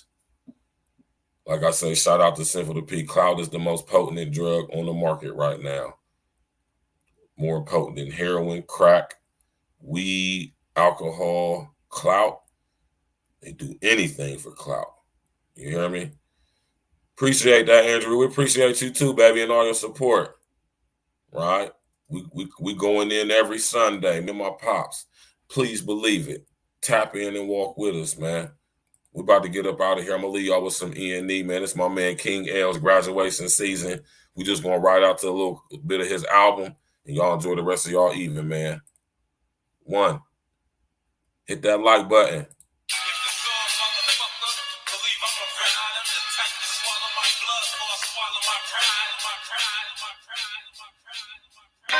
Celebrate the summertime cookouts. For some, they first row was the lookout. Couldn't all LeBron James the game. You get burned dancing by the flames. Couple of classmates zombied out from the glass covered flame. Seldom if they ever gonna recover, man. Some had to Brady out their transition. Jaded cause I'm crazy with my ambition. The H-flow got 'em leaning. Cold dripping, never sleep on my meaning. It's so lifting, and all that nigga cold tripping. You don't know me, made to the game early, never had cold feet. Walked on these hot coals, left diamonds behind me. Pressure bust pipes, all work. How you describe these? Back kid tweet for that K. I be anxious like summertime let outs. Some niggas ain't gonna get out. 25 to life summers, H2 with no hummers, sticks out with no drummers. Waned out so they wonder how I MJ shit, even when I switch the game. I ain't playing with, show them how to master lane switch. Tune me up though, mahogany on the dashboard. Only fans fuck what you say, I need that cash, bro. Must have forgot, I know who you know. Nigga about as trill as a Truman show. It's the return of the get your flow cutter. This dope with no cutter, cutter and get cutter. I move through this shit like I bet it on my life. Gotta make my point, nigga, so I had to roll it twice. Me pulling up a lunch, I had to get my order right. This one on the dot already ran through a quarter twice. Catch me cruising in the oofy, getting braided up. Racist white drip on me lames, I don't give a fuck. That's the bond type legend, yeah. I'm great, but I ain't make it though. E&E infinity, the stamp, you can't hate it, yo. Ambidextrous, I know graduates and cons. Both the vouch for King always popped up like Show Con. Then I show all like I left my sleep in nothing. So you would never know what's under that. Keep it running like elementary sixes to an ice cream truck. Nightmares every night's the fourth. How they light it up like Usher on the roof where E and J was the proof. Right across from the church, we got it in on the stoop. Rarely I was locked up, but always I was chained up. Always kept a couple co-tutors cause I love to get brained up. Summertime 01, I heard they was taking pictures, hold that. Now it's fuck all y'all dumb pictures like Kodak. We baking back to back in the whip, no Memphis zone. I heard them niggas talking on the stand. Teddy Ruxpin know what I grind for. Your trick hit me on my time for. Sickle of black, I don't vote, so I'm just a time for. Line over pussy be the same shit they down for. When that pussy leaked out like a rover on the boulevard. I can stop now, but this is wrong like Spritual spinners. King living heavily in his hell with the sinners. I can stop now, but this will live on like Spritual spinners. King living heavily in the hell with the sinners. Yeah, me, nigga. Yeah, that's all day, nigga. Yeah. I tell you, all day, every day, no days off.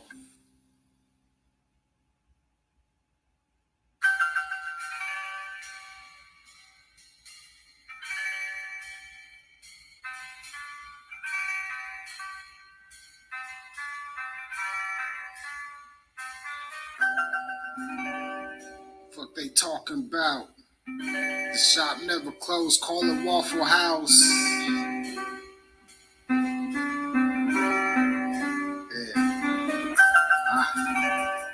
Fuck they talking about? The shop never closed, call it Waffle House.